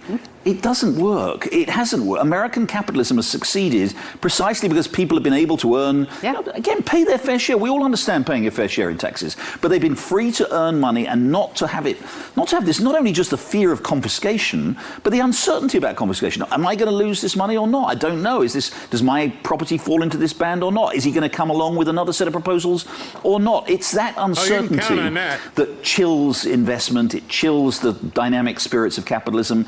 And it will, again, do massive damage to the city's economy. Ken Griffin's point. The people who are going to benefit from this are the people of Florida and the people of Texas, where these people are going to go, and they're going to produce jobs there. They're going to produce all these trickle-down jobs that will exist elsewhere and won't exist in New York. They're the people who are going to benefit. New Yorkers will suffer. Ask Francis Suarez, the former mayor. They're welcome in Florida. Yeah. Look at Ken Griffin. Yeah. Now building up his business there. Full-on doxing. I wish y'all stopped talking about Florida. You're doing a little bit too much advertising for Florida. It's amazing down here, but I guess you guys know that by now. I won't beat that horse. I found an interesting post, and this was from Mark Penn. Mark Penn is a Democratic, not Republican, a Democrat strategist. And he worked with Hillary and Bill, and he posted this on X. It's amazing.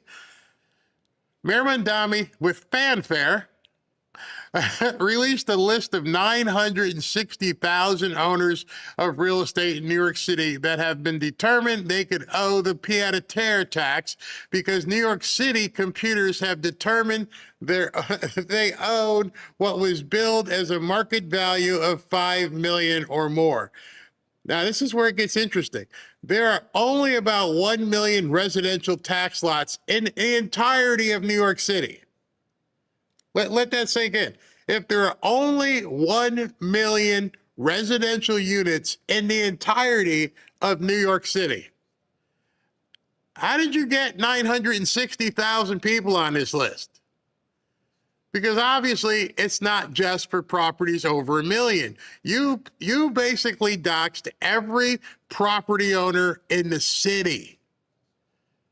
You didn't contain it to the 30,000 that were, high value. You only have 1 million addresses in the whole city.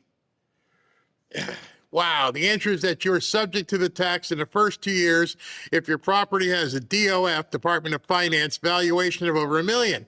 And so the 5 million figure was fake. The DOF system is obviously massively flawed as it has dragged in almost 1 million property owners that meet that threshold. Remember, they kept saying if you make less than 400,000, you won't have to pay any more taxes. That was one thing. And if you like your doctor, you get to keep your doctor. They always lie. Hey, listen, this is only to tax the really rich people. The people like Ken Griffin who have a $200 million unit. It's only about them. Surprise. Surprise, we're telling everybody that you own property. Well, my property's only worth 500. Doesn't matter, you're on the list. You've been put on the list. Now, here's the interesting part. Once you are on this list, you have to prove you should not be taxed by showing you are a resident or by challenging the valuation. Good luck fighting the city bureaucrats on both of these counts. The individual litigation will be massive. So, like we've always said, an adage that goes so far, you can vote your way into communism, but you're never getting out of it. And this is the first indication. Right now, they have all these properties, and now you got to prove to us that the valuation isn't correct. Well, why didn't you have to prove to put the tax on? No, we didn't have to do that. You're going to have to prove to get off the list. It doesn't take more than a New York Minute in Google Maps to see that many of these properties would never sell for $5 million. Pick a few yourself. The whole housing sector will be dragged down by the additional annual taxation. And add a tax of 4 to 6%, yes, condos are taxed that high a year of its DOV value to a condo or co-op, and that condo won't be worth that much. And you can forget about out-of-town buyers. So this will destroy much of the home values that people have built up. People have invested in New York. It's by design. People need to see this isn't like something to raise money, it's to drive you out. They don't want you in New York City. Many of these folks might have a mortgage and may in fact not have that much equity. They don't care if you don't have the equity. This is the most insidious part of the whole thing. The rich tax man doesn't care about that. An unexpected $50,000 annual bill for a condo with a DOF value of $1 million now has the cost of a second mortgage on top of all the expenses. So basically, he's saying, you owe me $50,000. Well, number one, just because I have $1 million property doesn't mean I have $1 million in the bank. In fact, more than likely, if you own $1 million property, you don't have $1 million in the bank. You may not even be close, maybe not even 6 figures in the bank, cash. But all of a sudden now, one lump sum, you owe $50,000. Where's that money going to come from? See, that's the other thing they teach these little whippersnapper socialists. If you got $1 million property, it must mean you got $1 million. No, it doesn't mean that at all. Oh, Elon's worth $1 trillion. He must have $1 trillion in cash. No, not even close. They don't understand stock and options and value. They just look at a line item, a number. Many people on the right do that as well. Just because you have $1 million property doesn't mean you're a millionaire. And still, even if you were a millionaire, doesn't mean you're liquid. And it doesn't mean I should have to give it to you. But they don't care. They don't care about that. The idea of the tax was basically to create massive taxation without representation. The people being taxed supposedly are non-residents. By definition, they don't vote in New York. And so the political genius was to create and discriminate against a class of people who don't even vote there. Classic taxation without representation. That by itself might be unconstitutional, but too late, because by then they got their hooks in your property and they're running the meter on you. And they also don't use the schools. Much garbage, much of any of the city services, so taxing them actually makes little sense as you drive away people who are contributing but not using the actual services. Not many will recall that persecutions frequently begin with a list. That is a huge thing. And many people from World War I, remember, things started with a list. And now, in under a year in office, he's published what amounts to a hit list. With many of the Jewish people in New York City, that has got to be triggering some minds going, wait a second, what do you mean I'm on a list? Yeah, you're on a list now. A list that can be used by the authorities, and that is where Mandani started. And he published it on top of everything else and smiled about it as though those high-value owners deserve what's coming to them. But with 1 million people on his tax hit list, welcome to the lie of socialism. It starts with the idea that only they are going to get it, a small group of 30,000 homeowners, and before you know it, you are now on the list. Straight up on the list. 960,000 people, 930,000 of them who had no idea this was coming. And now every bad guy in the city, in the world, can download that list and now see who owns what. A little, Grandma Becky Smith walking down the street. You got $1 million property, Grandma. You're a target. He just put a target on everybody's back, and he doesn't care. That's why it's important to talk about Mandami, because you need to be able to take the time to educate people as to what the hell these kids, well, they call them kids, but they're orcs, what they plan on doing to you. God help us. Crazy stuff going on. SB, you here? There you are. Yes, I am here, sir. What do you got? Oh, a couple stories. Looks like you looked at them earlier. Which one do you want to start with? 1, 2, or 3? You can go number 1. Let's go to that's usually a good place to start. Number 1. You want me to play? You want me to play the video first? Yeah, I love. Yes, let's listen. I love Kennedy. He's just. By the way, he's not one of my favorite guys anymore. Because I don't know where he stands on the filibuster and everything else either. I mean, we're seeing 9 or 10 people I don't see. He hasn't come out. It was so funny while we were watching the hearing this morning, and they were going in their turns and everything. I'm like, well, what about you? We haven't heard your name yet. And this thing is just languishing out there. But that's a different story we already covered. But it just bothered me because. All right, so here. That'd be a disappointment for me. Yeah. Stick with our game plan. It's called Operation Let Them Speak. The more they talk about the stuff, the better. But number 2, we have to talk about our beliefs as well, and explain to the American people, they get it, why these new neo-socialists are not revolving in the same direction as planet Earth. And I think the American people will come to that conclusion. I hope they do. I hope they do too, but for some reason, the people on Earth who are Democrats seem to be embracing so many of these people. So what do you got here? I think one of the reasons why, Barry, is because the word free gets everybody every time. Buy two, get one free. All right, what's the next one? Hold on. The John Thune one. Oh, that idiot! Oh my gosh! Oh boy! I can't figure out what this is about an hour ago, so I can't figure out what I can't figure out what he's all about. I really can't. So what do we got here? All right. John Thune announces he will only call off August recess for the Save America Act if he obtains 50 votes for budget reconciliation bill, assuming Save is attached. Fight hard and prove the Senate. Now, hold on. Let's play the video and hear how he says this. I haven't seen this myself yet. He puts me asleep. Calling to stay behind on the recess and work through getting the America Act passed? I'm for anything that we can do to get the Save America Act passed. The question I always ask is, what is your picture of victory at the end? What is the end game here? And if, in fact, staying here for the month of August means that we assume at some point there are going to be 10 Democrats that cross over and vote for the Save America Act, I think we can stay here till Christmas. That's not going to happen.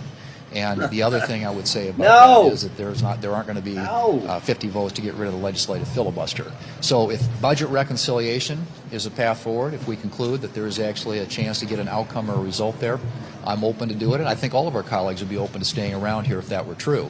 But I think that we have to see, first of all, that can be proven to be the case.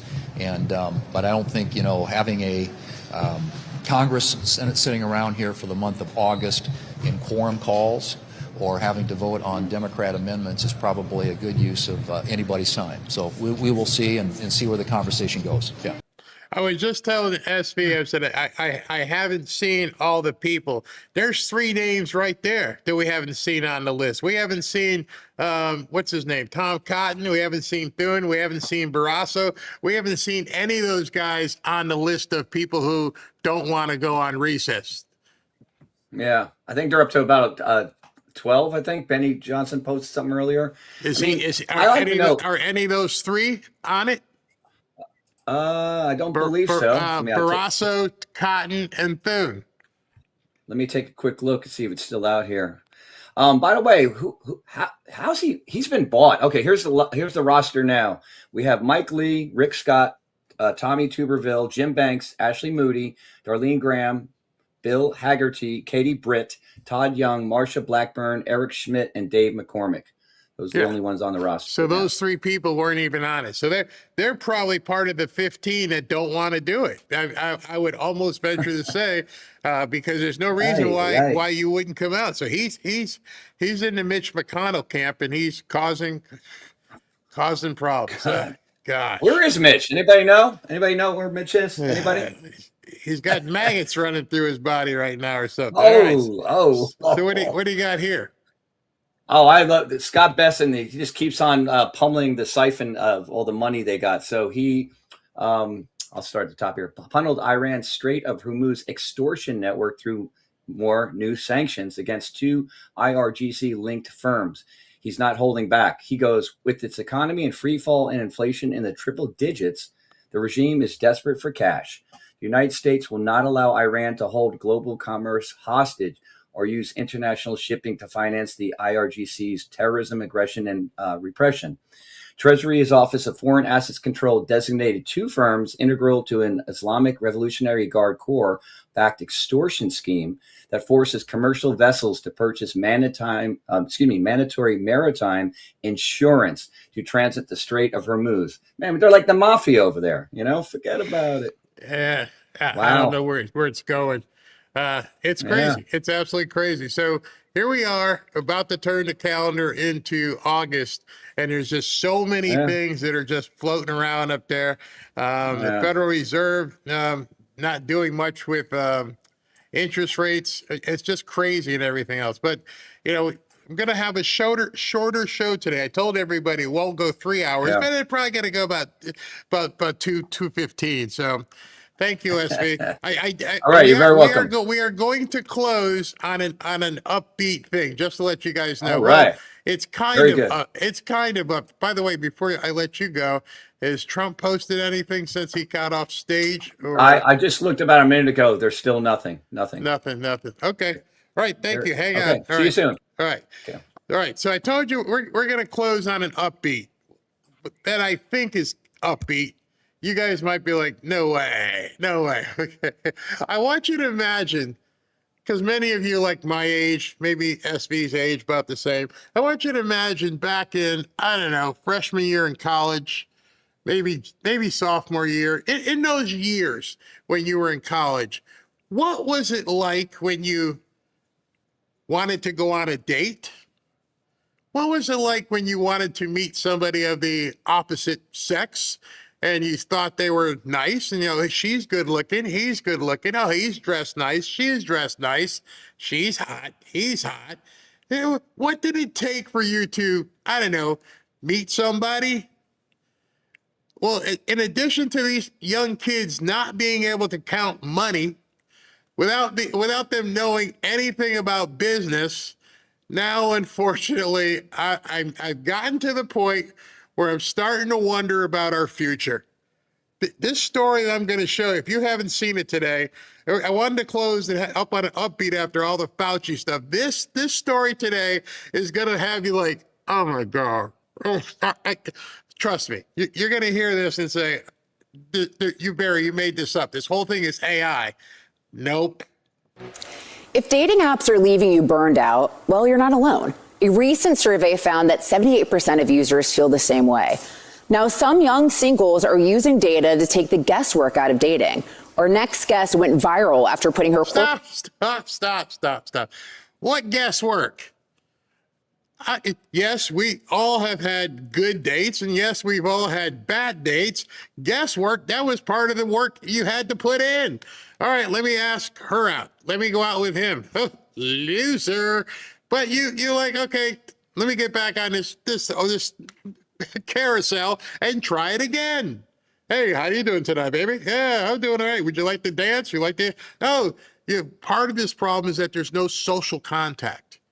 When the entirety of your social contact is this, you're already in trouble. It's funny. Many of you guys know that I used to promote concerts, and I used to run bars and nightclubs and bands and everything else. And one of our clubs held like 3,000 people, and we would have a band playing. Some of the really big ones. I had one of my biggest club level things was when, oh God, the Stones. The Stones played at a club. And it was packed, and that's, hey, how you doing? Want to drink? Want to learn to dance? All these different things. It wasn't about this. We didn't do this. We would hope if we went to a bar or a concert or something, we'd hope if we didn't get a chance to talk to that person, maybe they'll be back. Maybe they know somebody I know. Hey, I saw your girlfriend talking to Susie Q over there. Can you introduce me? Maybe you learned at church. However, you didn't need to do this. But now they're having burnout doing that. Skills to work, creating a spreadsheet to track her dates. You've already lost, honey. You've already lost. If you came back home and said, you know what, let me open up Excel, and I'm going to start using a spreadsheet to keep track of the dates. By the way, if I ever met you and I said, hi, how are you? And how's things going? And you told me you were keeping a spreadsheet on your dates, I'd have to excuse myself, go to the bathroom, and run. You're using a spreadsheet, huh? My friends do better with nicknames than government names, so they each have a nickname, their height, where we're at status-wise with the date in a drop-down menu. We've got the method of dating, their job title, the date location, the date of the latest interaction, and how are the vibes. I told you, I didn't make this up. Honey, you're blinking red flag right now. First of all, if you need a spreadsheet for dates, that pretty much tells me you've struck out a whole lot. Unless, of course, there's a body count, and in that regard, I don't want to know you either. But if you're telling me I have to check my spreadsheet, you know, what color car he drives, what kind of shirt did he have, did his breath stank, why do you got to keep a spreadsheet? If it didn't work, delete. Don't answer. But she's got a spreadsheet so she can compare everybody. And what's scary about what you're about to see is, and Robin, don't kill me, but I just have to call it like balls and strikes here. She's not a bad looking woman. When you see the woman who put this together, you're like, spreadsheet? Oh, you know what? How about you get a shirt with a sign that says available and you won't need a spreadsheet? Spreadsheet. Joining us now is Austin-based brand strategist Peyton Knight. Peyton, I'm so excited to talk to you about this. Dating is hard, so I feel you on this. So you originally started this just kind of as a joke. You moved to Austin, your friends were still in LA, you were trying to keep them updated on your dating life, and then boom, you found something that worked. Take me through your process. You go on a date, you go home, what do you do?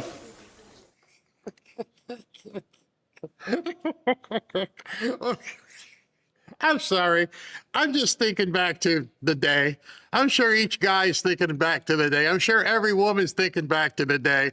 And if you, number one, if you went home alone, it's a very quick conversation. You're either talking to your boys, how'd it work out? Didn't work out. You want to get a beer? And that was about the amount you thought. Or in my case, I went home and went, oh my God, this woman, Robin? Oh gosh. She said for me to call her tomorrow morning. I don't think I slept. I think she told me to call her at 10 o'clock in the morning. If you call me at 10 o'clock, we'll go ahead and we'll head over to the beach. And at about 8:30, I got up and took a shower and I watched my watch and like, yeah, 10 o'clock. And she said she knew I was going to call, but if I had called at like 10:10, I was done. And she wasn't going to go for a second round. She wasn't going to say, yes, let's go to the beach. I wasn't going to get a second shot at this. And so instead, she goes home and sits at the computer and logs it all in. Okay, here's what happened. We went to a crappy restaurant or we went to a good restaurant and he had a blue shirt on. Blue doesn't look good on him. What the hell are you talking about?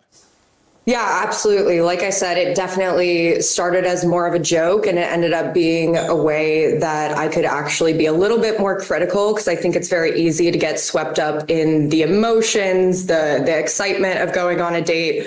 So it just started with me and my best friend. I had just moved to Austin. I was recently single and going on dates with people, and it was just an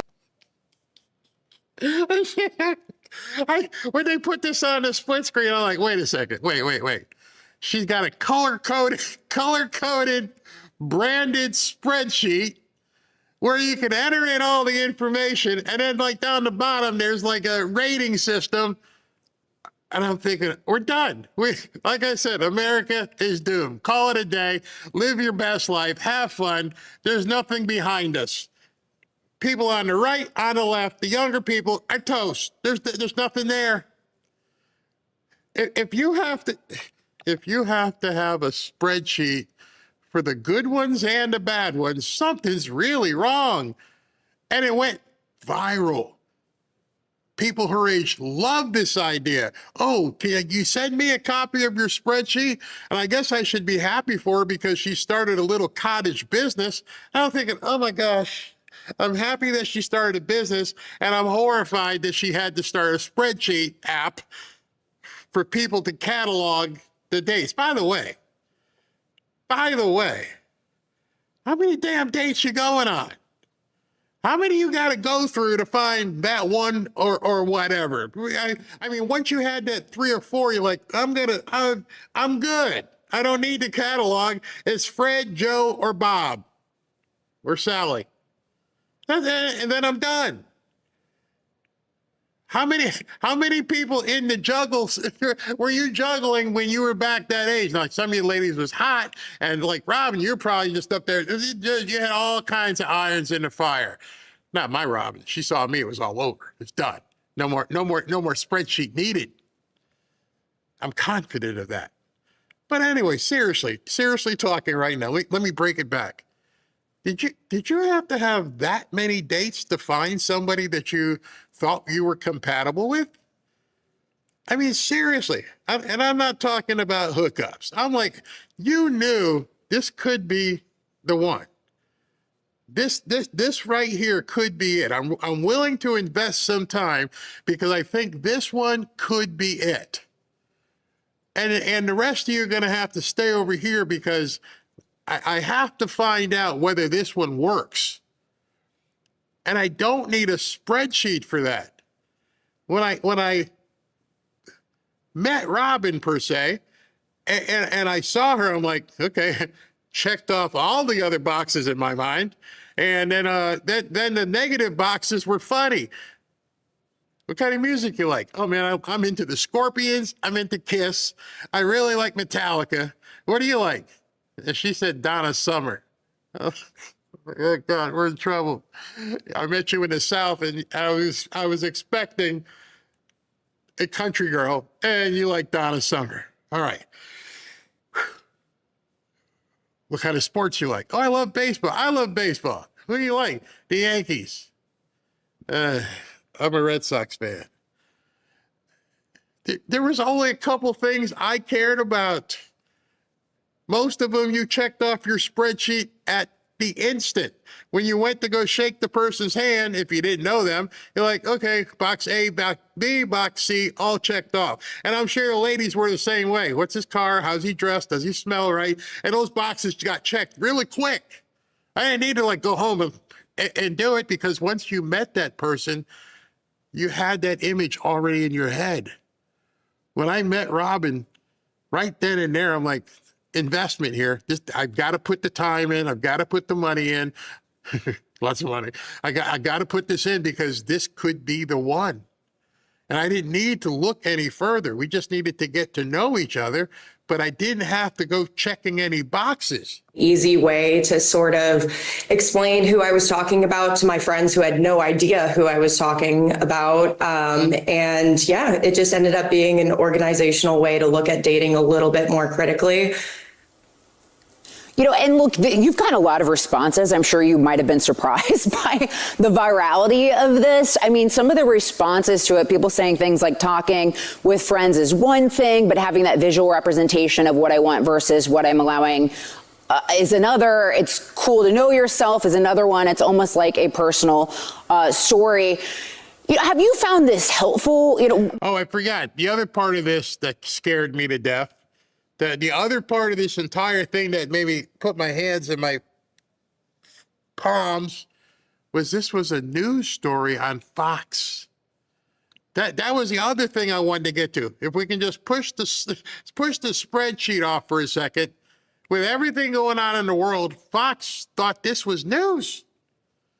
I'm thinking it was comedy. I was waiting for the comedy routine. I wanted to laugh. I thought it was funny. I'm like, I got to share this with people because they're going to laugh their butts off when they hear this crap. What's been the impact in your dating life doing this?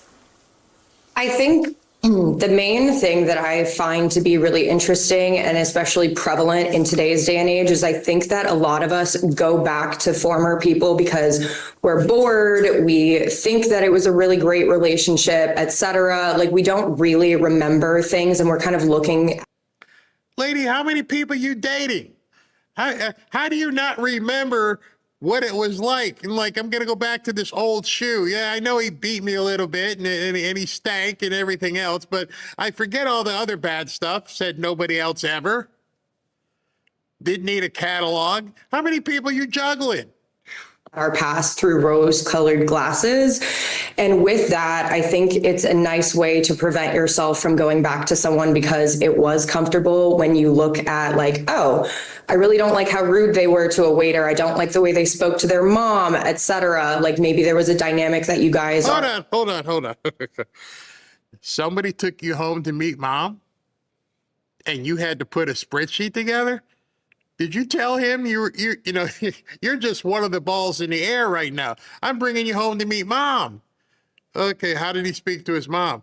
Well, the fact that you got to meet his mom meant he felt a little bit more invested than you did. You decided to run home and put it in a spreadsheet.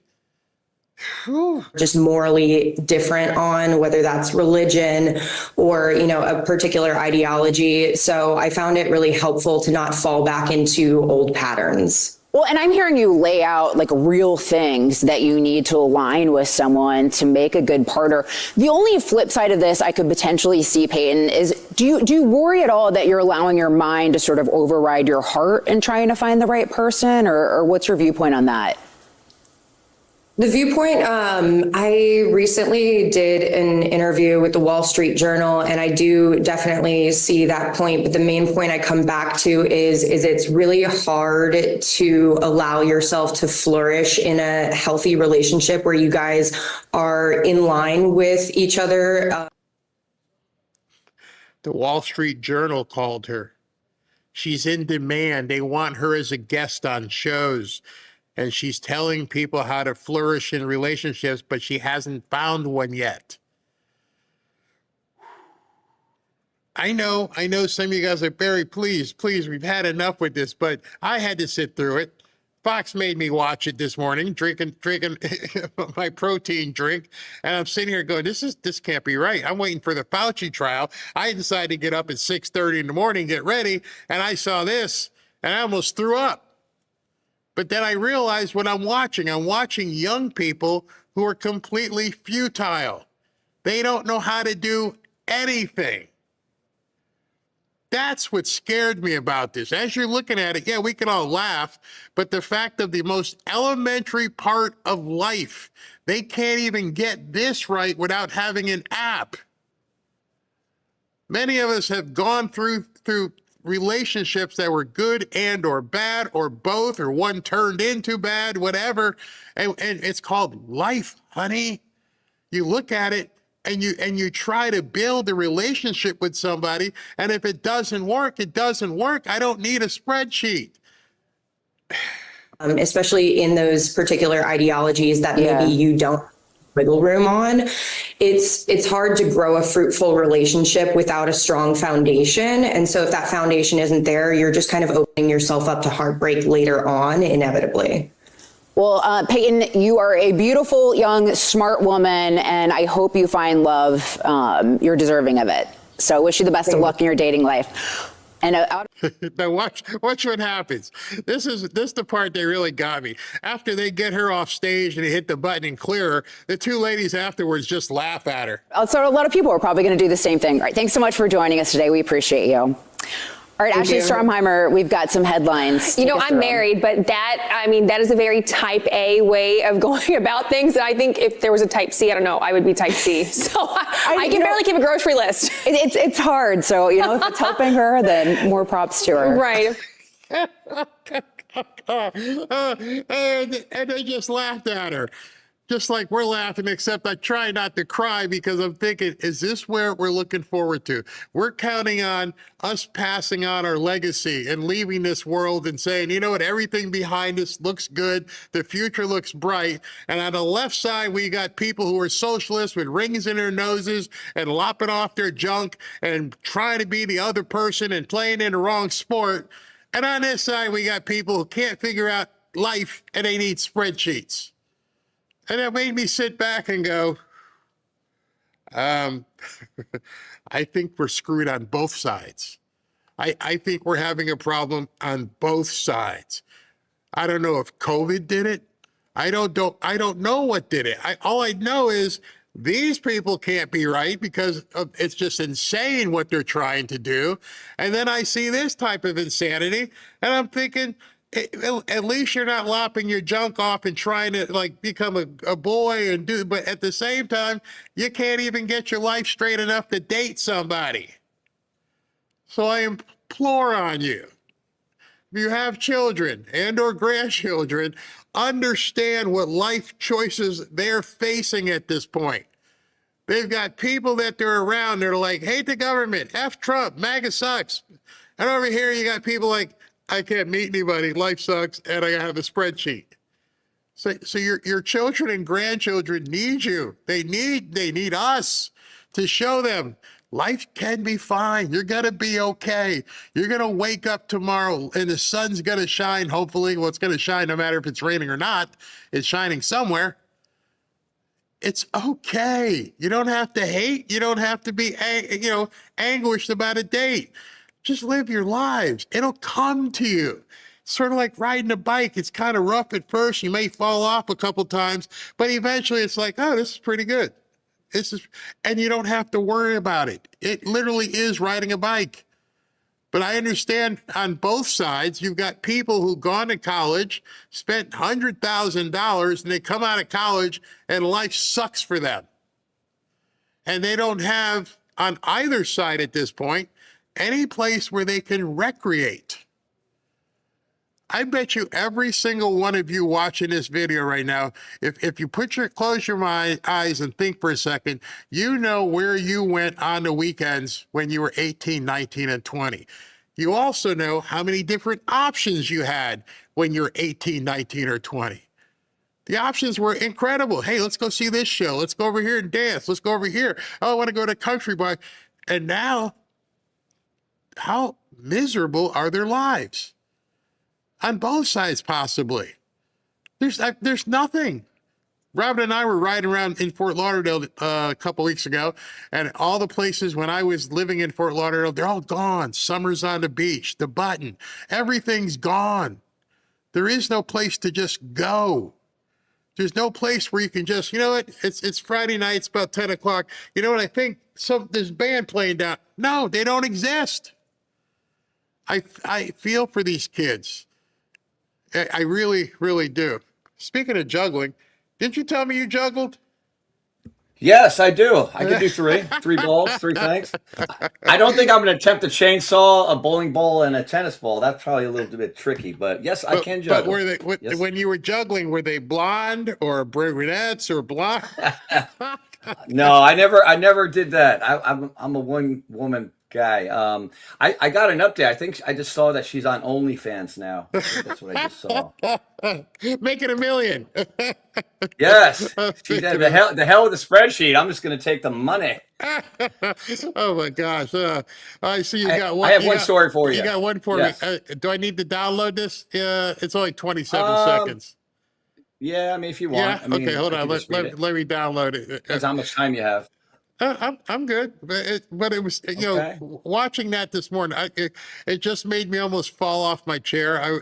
It was early in the morning, and I'm like, what are we talking about? How is this even news? Who are you appealing to that you want to put that on the air? It's You know, crazy. when you asked about if you remember the high school, I mean, everything's pretty hazy back then. I mean, my memory is fuzzy. Was it I had a lot of fun back then. Up in smoke? Yeah. Something like that. I don't know. Hey, I didn't inhale, brother. Not that I know anything about that. No. Clean as a whistle. Oh gosh. Okay, here you go. I just had my blood pressure today, 116. What? I was going to say 116 over 69. My blood pressure went way I thought down. you said. I thought you said 160, and I was going to have to have to have somebody come up there and do a wellness check on you. But 160. Oh my gosh. I'm good. You better get you the woosa. Yeah. All right, hold on. Here's that video. All right. I myself have individually referred him in the past for prosecution. I sent 2 letters saying that he destroyed records and he lied to Congress, both felonies. I sent that to the Biden DOJ. It wasn't acted upon. I've also sent it to the Trump DOJ twice. I've sent information and evidence saying it did so. So I think there's a possibility that we don't go to the whole Senate floor, but that the committee passes it and we go directly to the Department of Justice. All right, so he's talking he's talking about a contempt motion. Yeah, go ahead. So go ahead and take it. Okay. Yeah. Rand Paul says he's working on a plan to bypass Senate Democrats and go directly to the DOJ with a contempt of Congress, as you just said, findings for Fauci. This would block the Democrats from filibustering Fauci's contempt charge and put it immediately in the hands of the DOJ. I hope that works. That would be great. I have one problem with that, and it's very simple as you see it. As you read that, and it says he's working on a plan to bypass blah, blah, blah. Okay, it's July 29th. You knew this was coming up. You should have had the paperwork ready to go.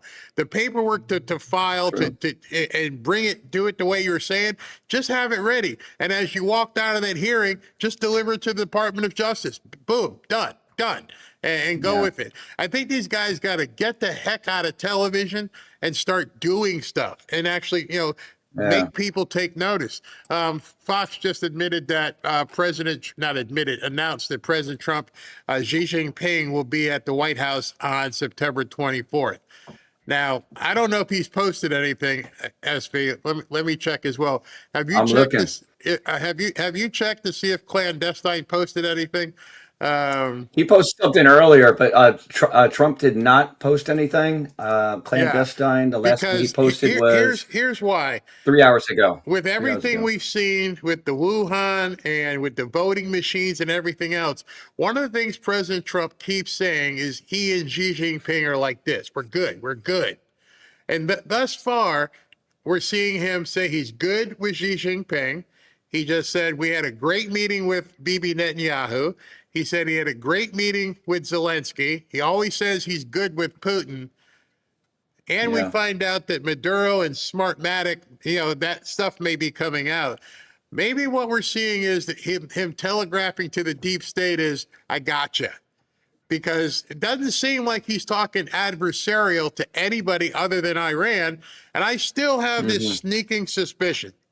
I have nothing to base it on, but I think this whole this Iranian thing is a lot different, lot different than we think it is. I think there's something going on there that it just doesn't make any sense to me. He could take them out at any time, and they're playing back and forth with missiles. And again, here's the latest one in Jordan. We don't hear much about any devastation, and I just wonder what the heck is in store. I think it's a deep state demolition heading our way. That's what I think. Plot continues to thicken. Stay tuned on the Fanfare channel. We'll have more. And the other thing is September 24th, he's coming here. What do you think? Is that too close to do anything for the midterms?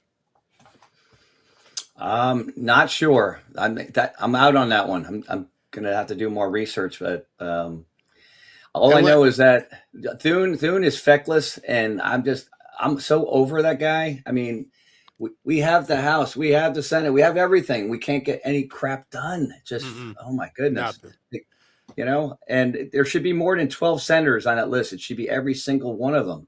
They don't want it for some reason. They did Murkowski and Cornyn and Tillis. They call it getting back at him, but there's more to it, much more to it. Well, and I don't know where Joni Ernst is.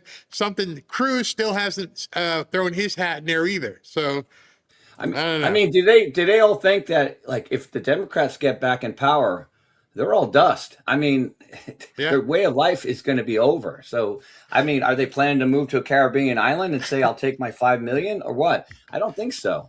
They all have families too. So I don't know. All right, man. Thank you very much. This is theater. Have a great night. All right. You guys, you too. We're still going to be close to 3 hours. I said I wasn't doing 3 hours. Lele says, this is what happens when love your country and when you love the people. And if you don't like that, my president is doing, get out or you turn off your mic. You're typing in it.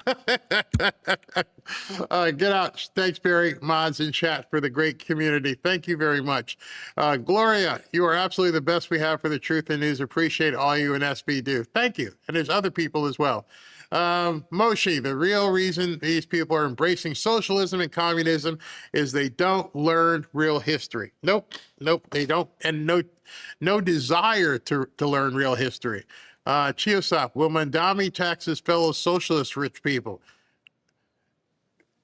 That list included the Nero and Cynthia Nixon and a whole bunch of entertainers, musicians, sports people. He's taxing everybody, which is what we've said all along. There is no get out of jail free card with the socialists. They're all going to get hit. Bielka, the Dems are quick to run to the courts. Why those in New York not doing that? Because it hasn't happened yet.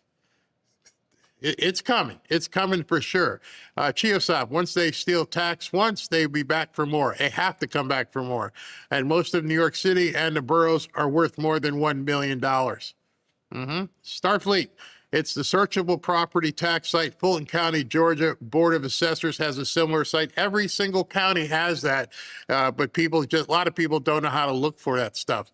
Barry, thank you. Just finished up with Ross Givens.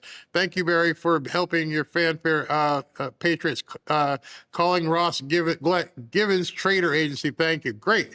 That was at 3 o'clock today. Awesome. Tania, Barry, you said what I was thinking. Man, Dummy is not only working at an economic standpoint, but also putting lives at risk by showing their home addresses. Exactly. Bad people can now find who lives there. Imagine that. You drive by a house that looks nice, and the bad guys may say, I'd wonder if I'd want to break in there, but they don't know the person at the restaurant actually lives in that house. Now they know that person who they could follow lives in that particular property. Dangerous. Bielka, is Tish on the list? She's got many houses. Yeah, if she's got one of those good houses. G. Fisher, if she's got a dating database, not interested. Oh, she just told the world she's got a database. Mr. Mike, paying reparations is like paying a bully to not beat you up. They will keep beating you and taking from you until there's nothing left. Very good analogy there. This is Ronaldo. Barry, I get it. If I see a bad movie, I tell my friends to watch it, so I'm not the only one in line to see it. You did the same with this chronic date. Chronic date. Yeah, exactly. Oh, and Steven, love the show from the beginning. Thanks, Barry. Well, thank you guys very much. And it will be under 3 hours. I did make it under 3 hours. And I will see. No. By the way, just to let you know, programming note, there may not be a show tomorrow, even if there's a press conference. Robin and I have an appointment that we have to get to, and I have to drive all the way down to Miami area to get there. So I'm not sure the timing and how long things are going to be. And so not sure if there will be a show whatsoever. If anything, maybe I may turn on the press conference if they announce one, but I won't be back in time. The best I could probably do is probably 4 or 5 if there's any news breaking. If not, I'll see you on Friday, but I'm not sure about any show tomorrow at all. We're all booked up. So I will let you guys know as always. Have a good one. Thank you.